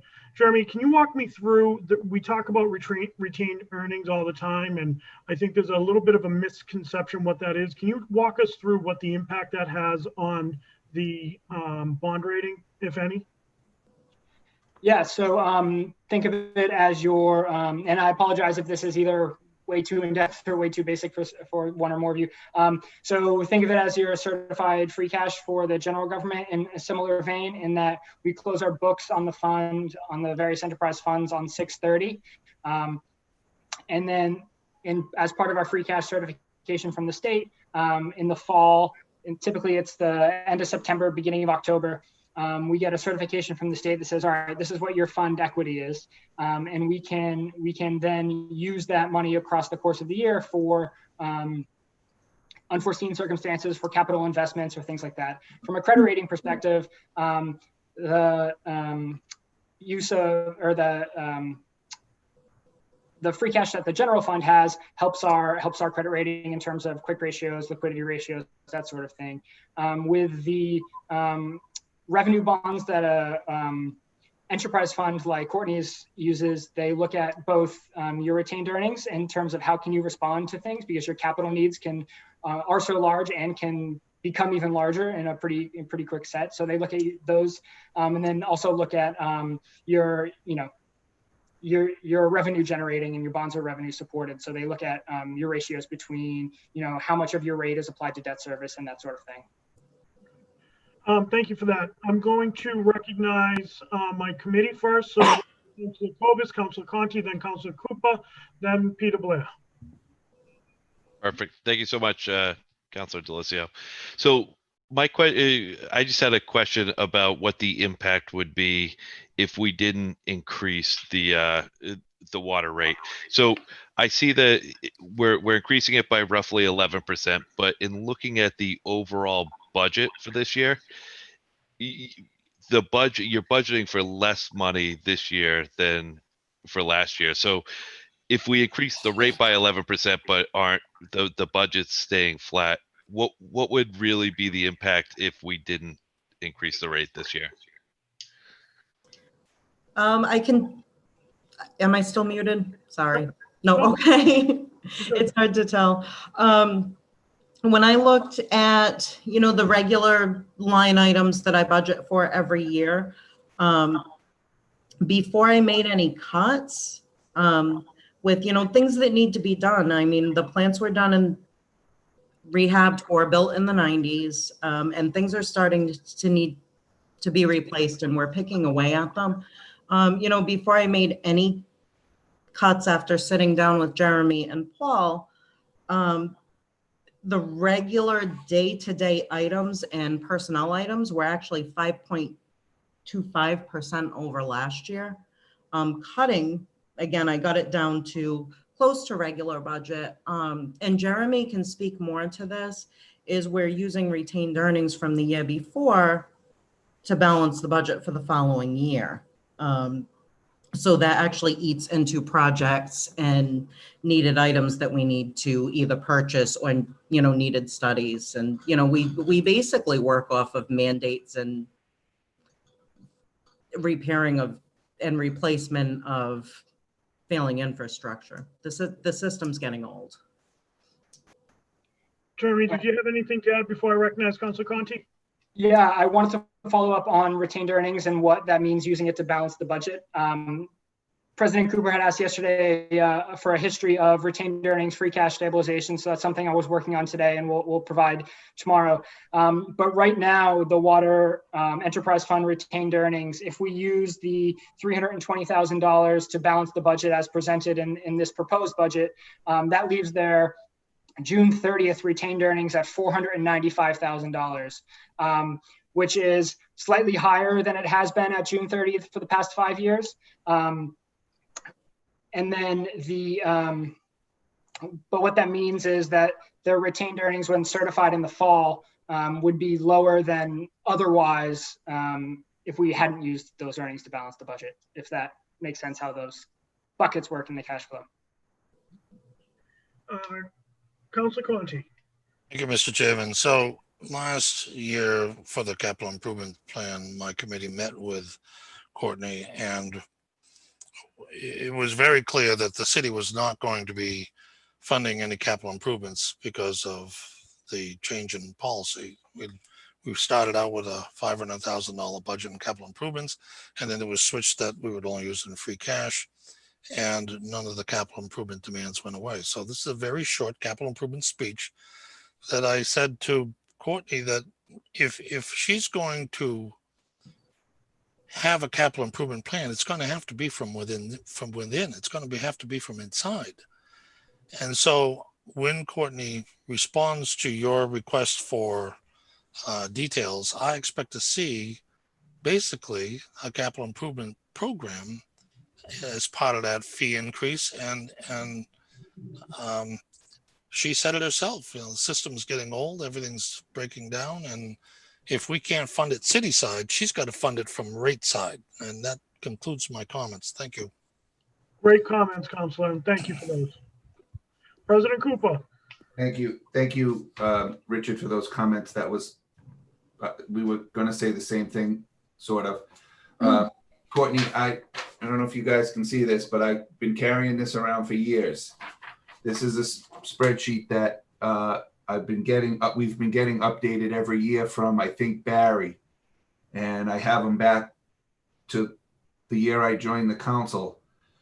But interestingly, in 2016, when you had the last rate increase, you also had an increase above the previous fiscal year of about 112 grand from the enterprise fund, because you went from a study in 15 of 14.74% to the water budget to 17.45, which was an increase to the water department of 112 grand and a rate increase. Are you anticipating, as a result of the new study, a higher or lower percentage than you did in fiscal year 20 at 17.45% to the water budget? What percentage is going to go? I know they gave a dollar amount and I don't have it right in front of me, but I want to know that, and I want to know if it's going to be more or less than, I know you used the current Abrams report, and you can't go any higher than what that says, but I'm leery about the rate. The one thing I am happy about, though, is I've also been carrying around something you gave me, Courtney, back in 2012, the district billing schedule. And you and I and Sarah and former mayor and Richard Conti and someone else, I forget who it was, met about why we couldn't do exactly what you're proposing today. So I'm happy to see that it took us whatever year this is. I've lost track of days being kept cooped up in the house. I only go out on Tuesdays to the council meetings. But nevertheless, that's I appreciate that, because I have this pile, includes Councilor Conti's water bill for several years, but there are other constituents in this pile that I've also been carrying around for years. So I can lighten my load a little bit, and we can tell the constituents that, and Councilor Reynolds, that finally somebody did something about the complaining that we have been getting legitimately around paying for water at a higher rate that you didn't use when the rate was that high. And so this year at the farmer's market, I won't have to hear that. I'll have to say, we fixed that problem. So next problem, please. So thank you for doing that. But I'm really, I'm concerned, I'll just say it like everybody else, I'm concerned about overall fee increases to all departments. I'm concerned about adding FTEs. I'm concerned about rate increases and fee increases. I'm worried about it all. So I just have to say that publicly, as everybody else is, but I'm happy that we've been able to land the plane on fixing the water bill issue. I do appreciate that. And to Councilor Conti's point, government moves slow. Well, here's an example of it moving slow, but at least it was fixed. That concludes my comments. Thank you. And right before I recognize Councilor Blair, I just say, along the lines with the rate, I think it's going to help us as councilors to understand really what goes into the rate. Just kind of tying it all around. Councilor Blair. Well, I'm a little upset about the way the rate is proposed, like it's nothing to somebody. But Mr. Kova's come up with the same figures roughly that I did. It's 11% increase. So if a person's paying $1,000 for water, if he's got a watering system and the rest of it, his water bill or their water bill is going to go up 11%. Mm-hmm. It's going to go from $1,000 to $1,100 and change. So it isn't incidental. It's not a couple bucks to the average water user. We keep coming up with average when we talk taxes, the average increase in real estate tax. But that isn't everybody. And that if 11% increase, even to the person on the low end, is 11%. So don't downplay a 50 cent per 100 is minor. You're going to get 50 cents there. You're going to get $1 in wastewater. That's going to be 10%. So don't downplay it. Look in your department and see how you can tighten up your operations and streamline it to save money in the department like every homeowner has to do in their own home. So don't downplay a 50 cent increase. Thank you. Thank you, Counselor. Jeremy, I see you're off mute. Do you have anything you'd like to add? Yeah, sorry, my internet cut out for a second, so I apologize if someone made this point. Otherwise, similar to what Councilor Delcio said earlier about level funding budgets, kind of looks like a cut in that the purchasing power of $10 5 years ago is not the purchasing power of $10 this year. So to have a flat rate for 4 or 5 consecutive fiscal years for the water department is akin to similar to a cut in their overall purchasing power.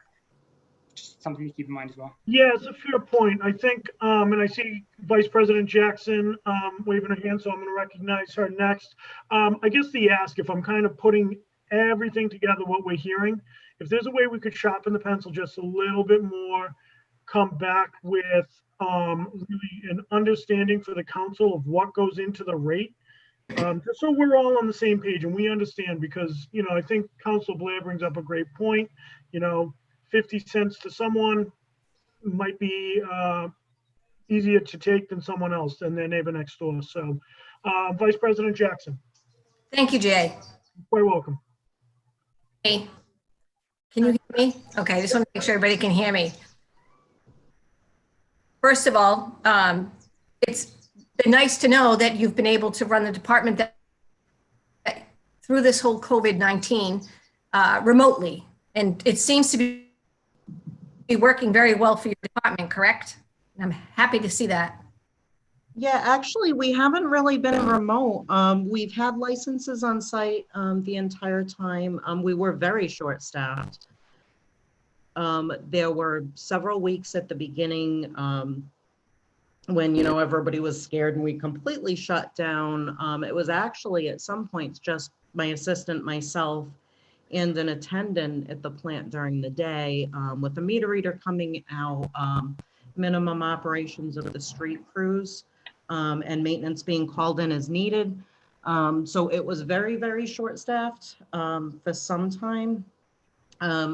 Now we're actually back in mostly full swing. We're still limiting a few services here and there to limit exposure of the crews going into homes unnecessarily unless it's an emergency. But yeah, I mean, staffing was very, very lean for a while. I mean, I went from a full staff of 32 to about a full staff of 12, and still able to make full safe water. But again, services were very, very cut off for a while there. So what, I do have a question about that. So what wasn't able to get accomplished by running that way? Sure, the flushing program was delayed, planned repairs.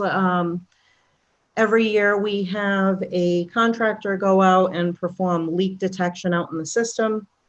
And then we go out and we, over the remainder of the year, fix as many leaks as possible. So that's been delayed this year. Hydrant flushing, permits were not delayed. The meter replacement program is actually still delayed. We're only setting meters again in either homes that are new construction or that have been vacant, or if someone calls in for an emergency, a leak, something like that in their house, those are the meters we're replacing.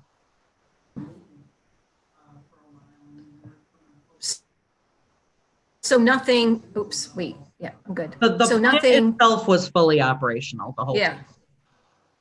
Great.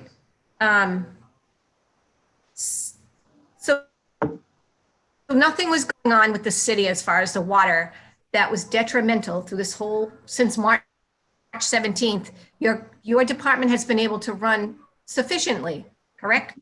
Yes. Thank you.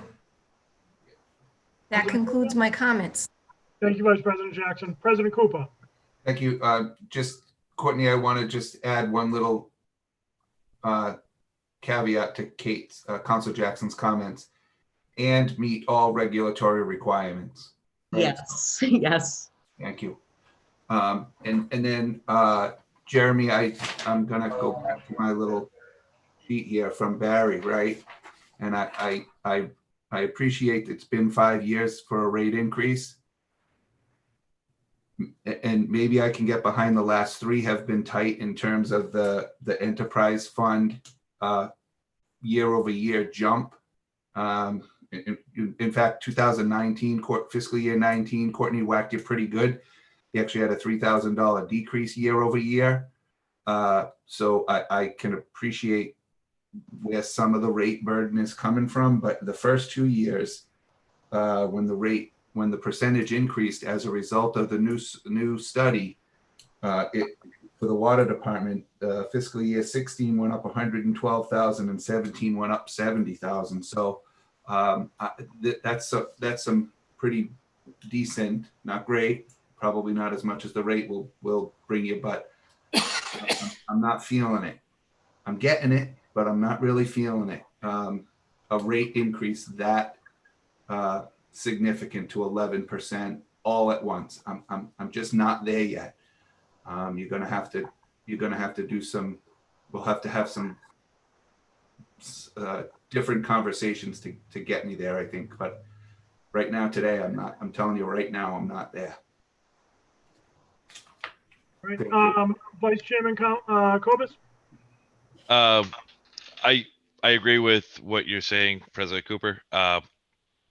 My question is a little bit off topic, but just with regards to COVID-19 and everybody working from home, has there been any impact that you've seen as far as like far greater water usage because people are at home?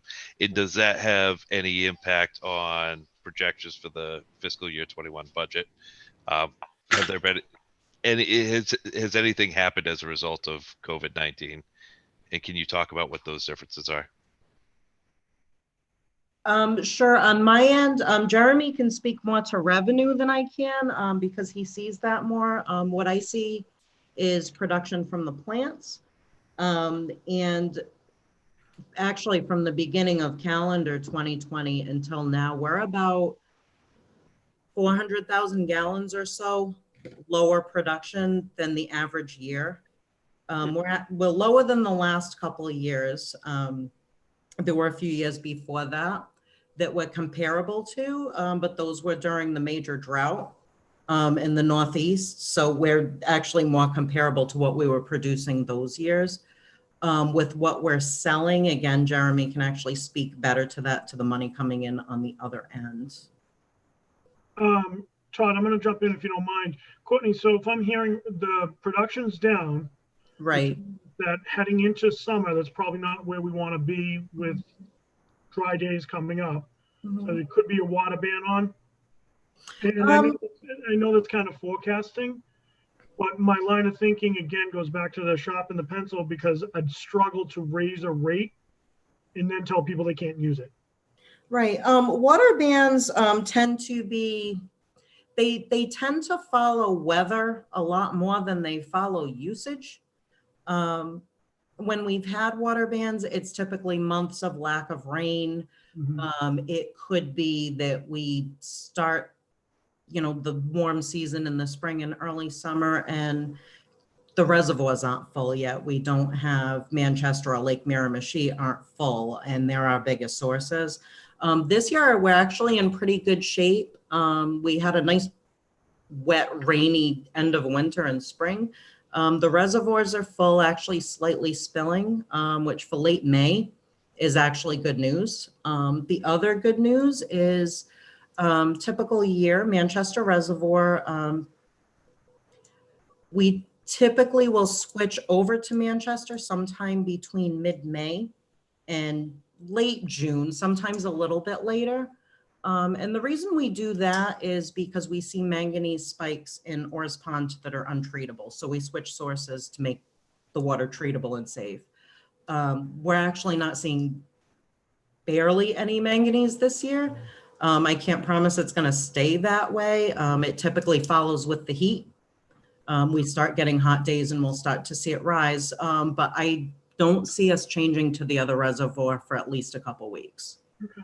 So yeah, I just, I'll get to Deb real quick because I just have a feeling just talking to people, I think a lot of people's pool clubs might not open, beach clubs might not open. So, The splash pad is going to kill us. Yeah, It is.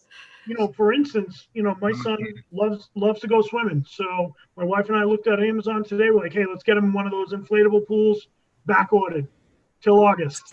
Mhm. So I think that's a sign of things to come. Deb. I may have misunderstood something. Courtney, when you said production is down by 400,000 gallons, did you say? Does that mean production is down because there isn't the need for it? It's not that the reservoirs are low and that kind of stuff. There's not a need for it. So if you're down 400,000 gallons, that means that's 400,000 gallons that's not being built. That people aren't using. Right, they're not using it, so our revenue is going the wrong way before. Right. And on my end, I see either there's two reasons for that. Either, we could fix a major leak. Or I keep bringing up Deanville Road, but you get a leak like that. We shut that down. That was about 300,000 to 400,000 gallons a day. That was a beast of a leak. But like right now, we haven't had any major repairs like that recently. So from what I see on the plant end, it's lack of use. We're just, it's not going through meters. So it's 400,000 gallons per day you're down? Yes. Okay, and could you just tell me, what does 400,000 gallons of production equate to because you bill by cubic feet, right? Mm-hmm. It's by 100 cubic feet. So what does 400,000 gallons equate to for cubic feet? Oh, I have to grab a calculator. Hang on. Bear with me. I'd have to Google it, so Look at Deb just throwing math problems at people. Just ask, she'll tell It you. is about 53,500 cubic feet. 53.5 cubic feet per day. 53,500 cubic feet. So about 535 billing units a day. Okay, thank you. That's helpful. Any other questions for Courtney? Just, I don't know if, I'm sorry. No, go Deb and then talk. All right. So I just want, I know it's off topic, but I just wanted to touch on a couple of the points inside the budget in case you guys had questions for Courtney, and just some other topics, just so general things for everybody to know. Health insurance is level funded basically throughout the budget. There was no health insurance increase. So there might be small changes that you'll see from 20 to 21. That is typically indicative right now of qualifying events. Somebody went from a single plan to a family plan. So there's health insurance is budgeted and it's tight and it's based on previous year's numbers. The retirement funding request in the water department budget is obligated to the city's retirement system based on the actuarial. There's no room in there to fluctuate, just so everybody knows. Within the salary spreadsheet, Courtney, you spoke about the position that is not being refilled for the clerical. I don't believe you touched on the new position that is a shared position for DigSafe, correct? Oh, right. No, I didn't. So you have a new position that is in the budget that I think you might want to touch on. You did speak to the overs and unders of all of the budget stuff. I thought you did that in your opening remarks, so I don't really have any of those. Some of those were, I think, explained of what they were, but could you touch on the DigSafe position, please? Sure. The DigSafe position, the reason this came about, and this is going back a couple of years, that water and wastewater were not members of DigSafe. So as soon as somebody's going to put a spoon in the ground, shovel in the ground, they call DigSafe. Other utilities, gas, electric, cable companies, that sort of thing would go out and mark their utilities. With water and wastewater, being not members, we were only informed if a contractor or a homeowner or whoever was digging decided to call us. This became an issue. There was smaller instances where you would have a contractor doing, work on a driveway and rip out a water service, disrupt the system, which is still kind of minor. But we had a couple of instances, the couple of years before that, one of them was a new gas station that was actually it was an existing gas station being renovated into, full-fledged Quickie Mart and that sort of thing. And they were digging without notifying water or wastewater. So we never went over there to mark, never knew they were just exploratory digging. And they were digging right on top of a major sewer force main. And the only reason we knew is because one of our crew members happened to drive by. We had another instance in the same time frame down in South Attleboro, where a contractor was performing test borings directly over a water main with no marking request. So again, we happened to be flushing in the area. Someone from my crew drove by and stopped work because it was not marked and they were directly over a 10-inch water main. So I'm confused. I'm sorry, I'm confused. Right now, we are or are not members of DigSafe? We are. So that was the reasoning for us joining DigSafe. So we joined DigSafe beginning of last fiscal year, July 1st, we became members. And what we saw was a significant increase in marking requests. So if I look at, previous years, we probably average over the last 5 years, 3,500 to 5,000-ish requests. We are, even with COVID going on and work slowing down, we're on pace this year for over 6,000. The other thing I can say is, all right, the first half of calendar year 2019, before we joined DigSafe, we had 1,274 marking requests. So those are requests made directly to the water department. That number, after joining DigSafe July 1st, for the second half of the year, jumped to 3,802. So it more than tripled.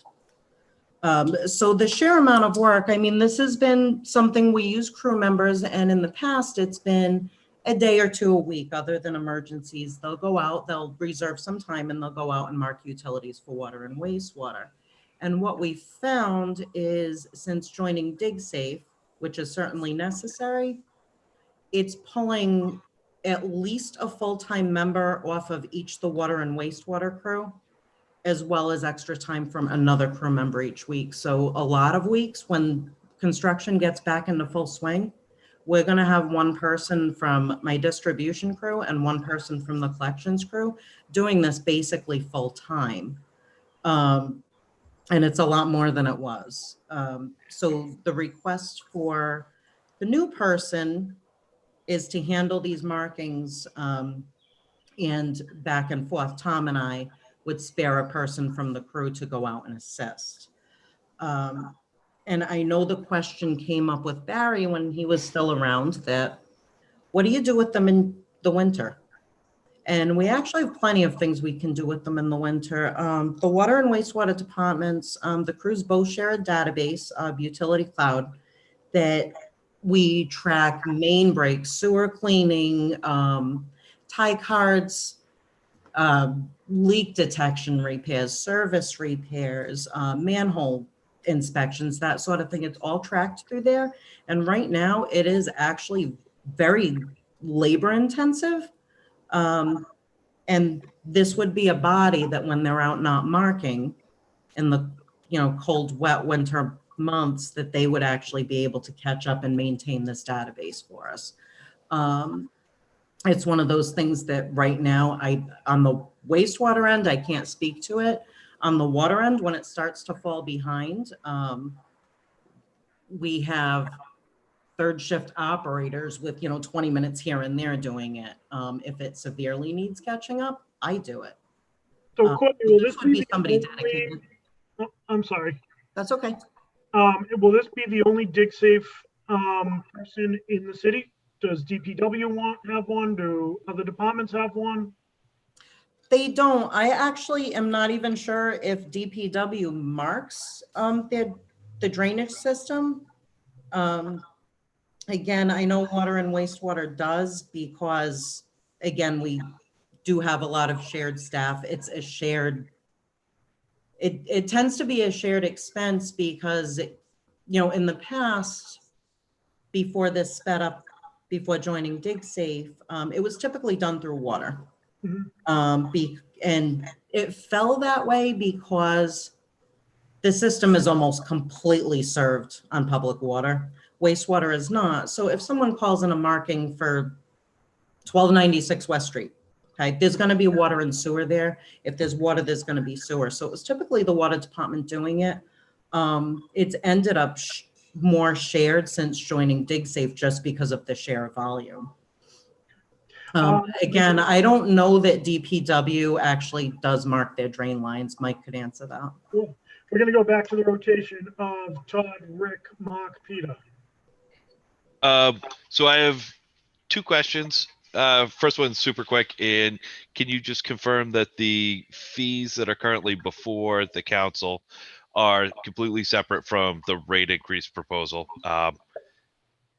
And the second one is when you talk about the usage being down by roughly 53,500 per day, which equated to 535 billing units, which equates to roughly $2,500 per day that we're down in the amount of water that we're billing for people at the old rate, the 465. So if we're not seeing that revenue coming into the enterprise fund, I have some questions as far as when does that money come in, and what's that impact? Was that calculated when you did the budget for fiscal year 21?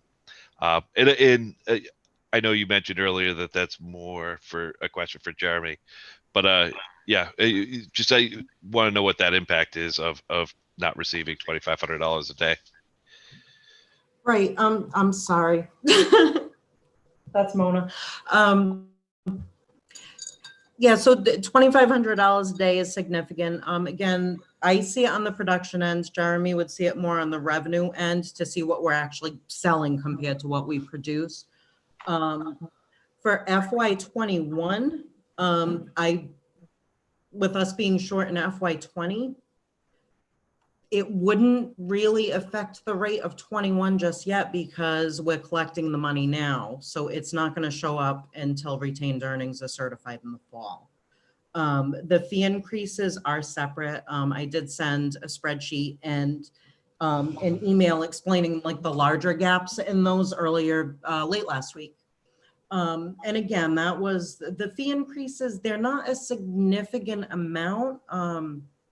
If you look at it over the course of a year, that's more just taking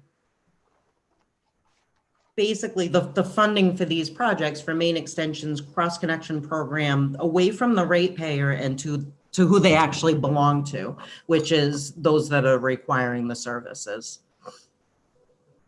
Jeremy, did you have anything to add? Saw you off mute. Yeah, so about how we use production in terms of revenue in this budget. So you can see on the fee sheet, it says 1 cent of rent generating $14,887. That's the billing unit, which equates to 148 million gallons or cubic feet, sorry. That estimate is conservative based upon recent years' experiences. That number is slightly below the FY19 and 18 numbers. So this budget takes into account the decrease in production. It's still an estimate of an estimate. We kind of projected out the last bit of 20 to figure out what 21 was going to be, but we started this budget with the assumption that production and thus revenues from it were going to be down. Great. Perfect. Thank you, Jeremy. All right, Rick. Thank you. Courtney, you really shocked me when you disclosed that Deanville Road was losing 300,000 gallons a day. You and I were down by Hill Roberts, and that water main there is feeding a stream. Do you have any further knowledge on how much water might be being lost there at this time? And I assume that's still in design phase because it's not on a bond list. For Roy Avenue, Yes. it's done. Wow. Yeah, that was, I'd come to council for that, I believe late last summer. It was probably August or September. And the main was repaired. It was probably, the contractor was probably only out there about a week and a half, and the main turned back on and back in service end of March. Were you able to determine how much water was being lost there? That one, it certainly wasn't as major. It could be a part of the 400,000 a day low. I don't think it's a huge part. When you take a break like Deanville Road, it's actually pretty interesting. The crew will go out when they shut down the main. We can instantly see, the tank levels out in the system at all times. And when they shut down a break of that size, you can actually see that, the tanks will be here, here, here, and all of a sudden it's shut down and you can see them just climb. You can actually physically see it. You can see it in plant pressure if it's close enough. Roy Avenue, it was estimated by leak detection at about 25 gallons a minute, which I can tell you what that is too. I'm sorry. Which is 36,000 gallons a day. You were out there with me right after it was discovered, and you could actually see the sand blown out. I would say it was certainly higher than 36,000, but it was nowhere near what we were seeing on Deanville Road. Thank you, Mr. Chairman. You're welcome. Good. I appreciate the line of questions. President Cooper. Thank you. And this is more of a comment about the position, the new position than anything else. I just, and I'm really not trying to poke a bear, but it might feel that way, Courtney, but I'm really not. I'm hopeful that the position that you're asking for would be an adjunct to prevent the incident that we had on Torrey Street with regard to digging. Mm-hmm.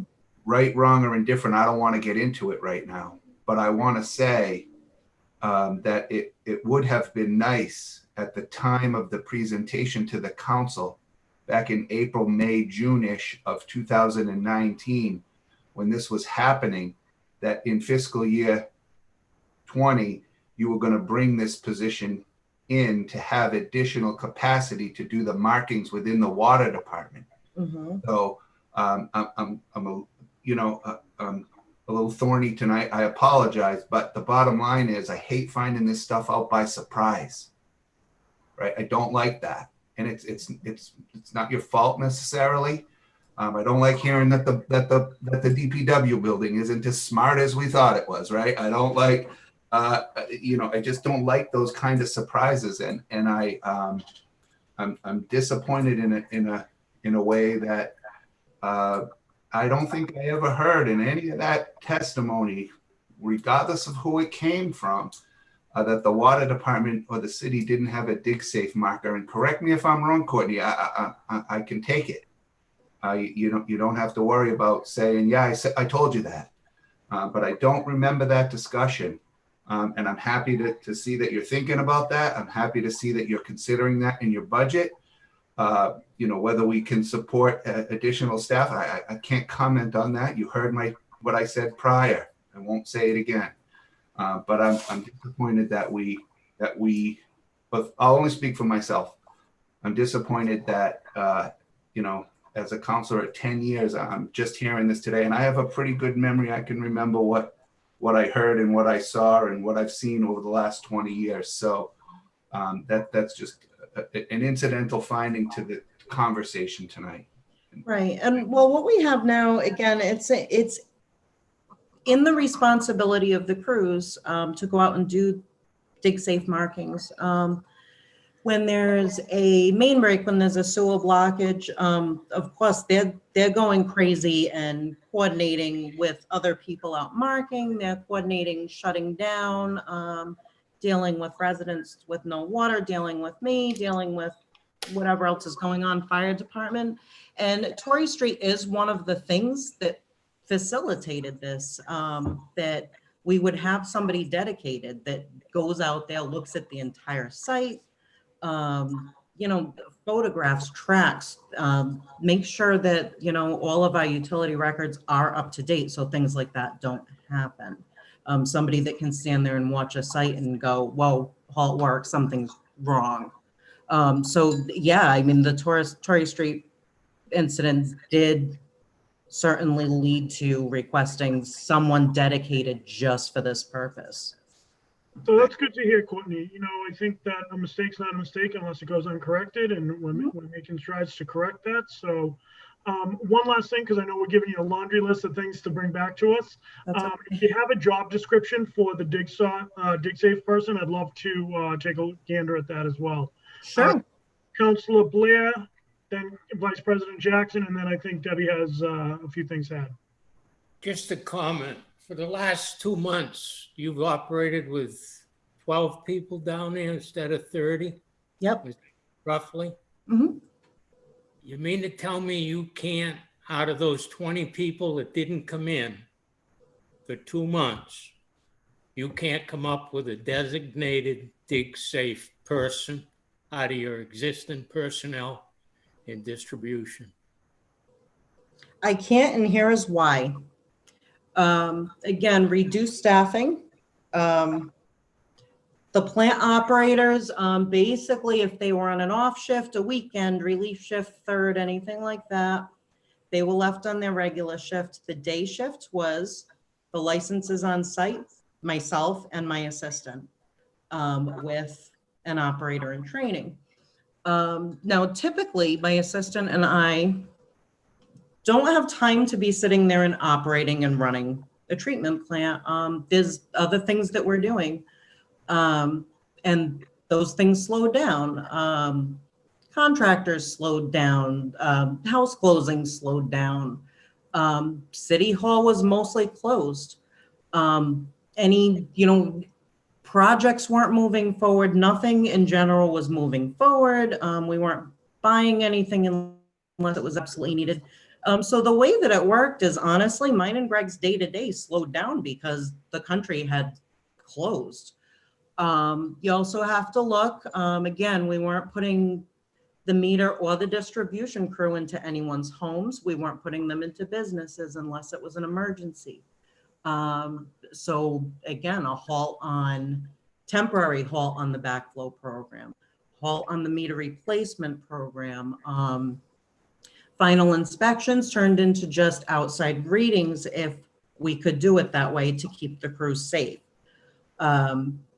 Maintenance, and I'm sure you know, they were sent home, and it hit a day that I had to call Peter and go, come in because the preventive maintenance is going to fall behind. And they came in and scrambled to catch up. So it's not, we weren't running the department how we normally run it. Basically, what was getting done was safe drinking water at a minimum with very, very cut services.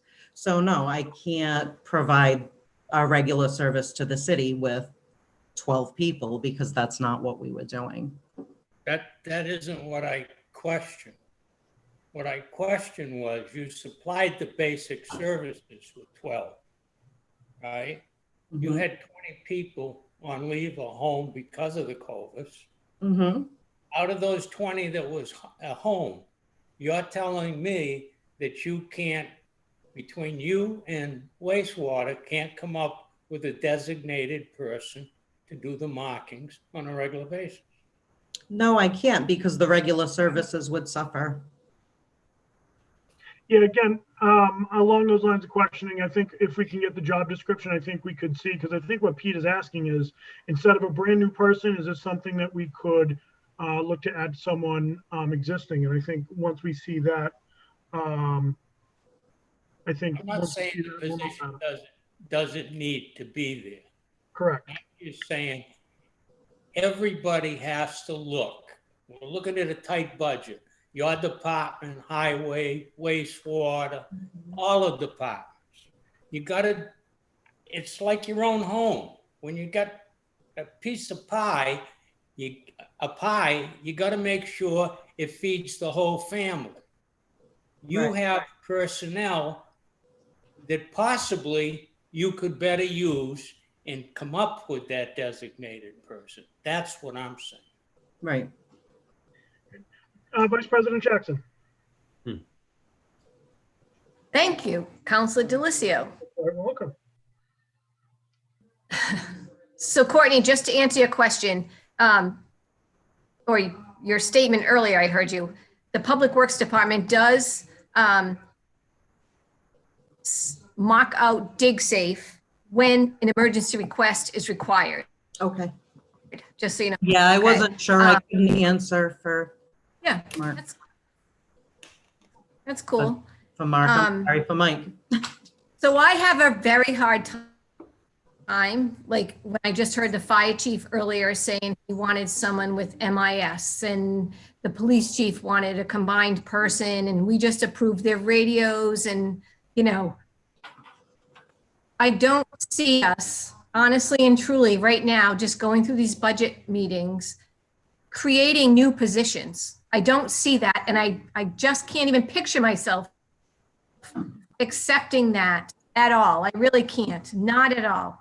So, and I actually agree with Council Blair, like, there's gotta be somebody in your department that you can just designate as this person. Because if you're telling us that an employee of yours drives by and they see that someone's driving by and they see someone digging in where they're not supposed to be digging in, and they haven't contacted anybody at Dig Safe, and then another person drives by. So what makes you think they're going to contact the water department, you know, and you're a Dig Safe person if they're already not complying with all of that?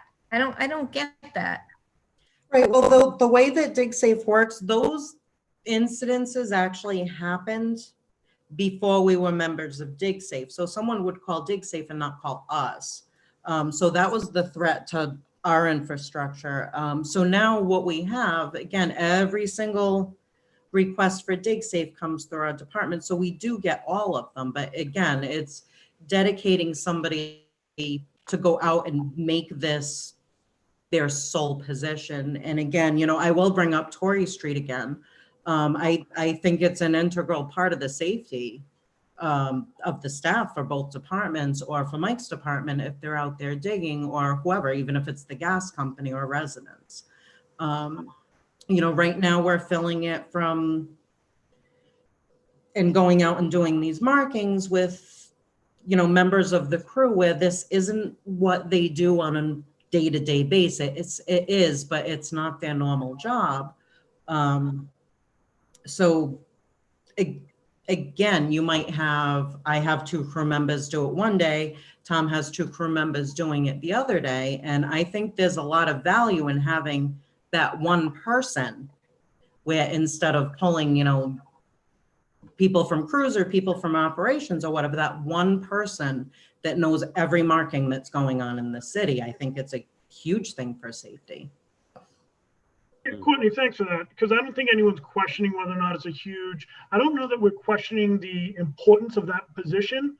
I think we're questioning the timing of the position and adding on a new salary at this time. So, Deb, do you want to bring us home? Gotta unmute yourself. Sorry, I didn't want you to hear the birds chirping behind me. So beautiful. So I'm not going to speak to any of those things because I think everybody on the council has kind of done a really good job in, you know, asking the tough questions. And Courtney, you know, you had to answer some difficult things today. I did want to touch on the budget message from the mayor and a couple of things relative to debt. It's my understanding that Deanville Road is presently before the council. I thought the public hearing was on the 19th. I didn't see the most recent vote, so I don't believe Deanville Road has been voted yet. There are no anticipated expenses should the council approve that There's nothing that would happen before July 1st, correct, Courtney? Right.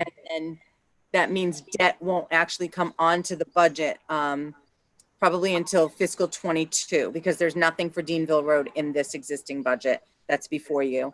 The other two capital items that were listed in the budget is the replacement of Reed Street, which is funded. Their short-term debt has been issued, and that's included in the debt service for fiscal 21, as is Steer Street. Short-term debt has been issued, and that does have some debt payment associated with it for fiscal 21. The other thing in the budget that is included is the contribution to the OPEB trust fund of $50,000. So I just wanted to bring those to your attention because those are all big items. Deanville for the future. The other things, certainly debt is not something that the council can cut, but it's part of what you're supporting with the rate increase. So that's all I have. If anybody has any specific questions for my office, we're happy to help and answer any of the questions that we can. If Virginia has something to forward on your behalf, or you want to reach out directly. Awesome. Well, before I adjourn, I just want to thank everyone. Courtney, thank you. You took some hard questions tonight. We appreciate your answers and looking forward to the homework we gave you. Jeremy, you made it through your first budget hearing. Congratulations, man. Yeah, thanks. If you come back tomorrow night, that'll tell the story. I'll be here. I want to thank everyone for some really awesome conversation tonight. This is a little different than usual, but we certainly appreciate you taking the time this abridged budget season. And with that said, I would entertain a motion to adjourn. Second. All those in favor? Aye. We are adjourned at 8:11 p.m. Have a great night, everyone. Night, everyone. Thank you. Good night, everyone. See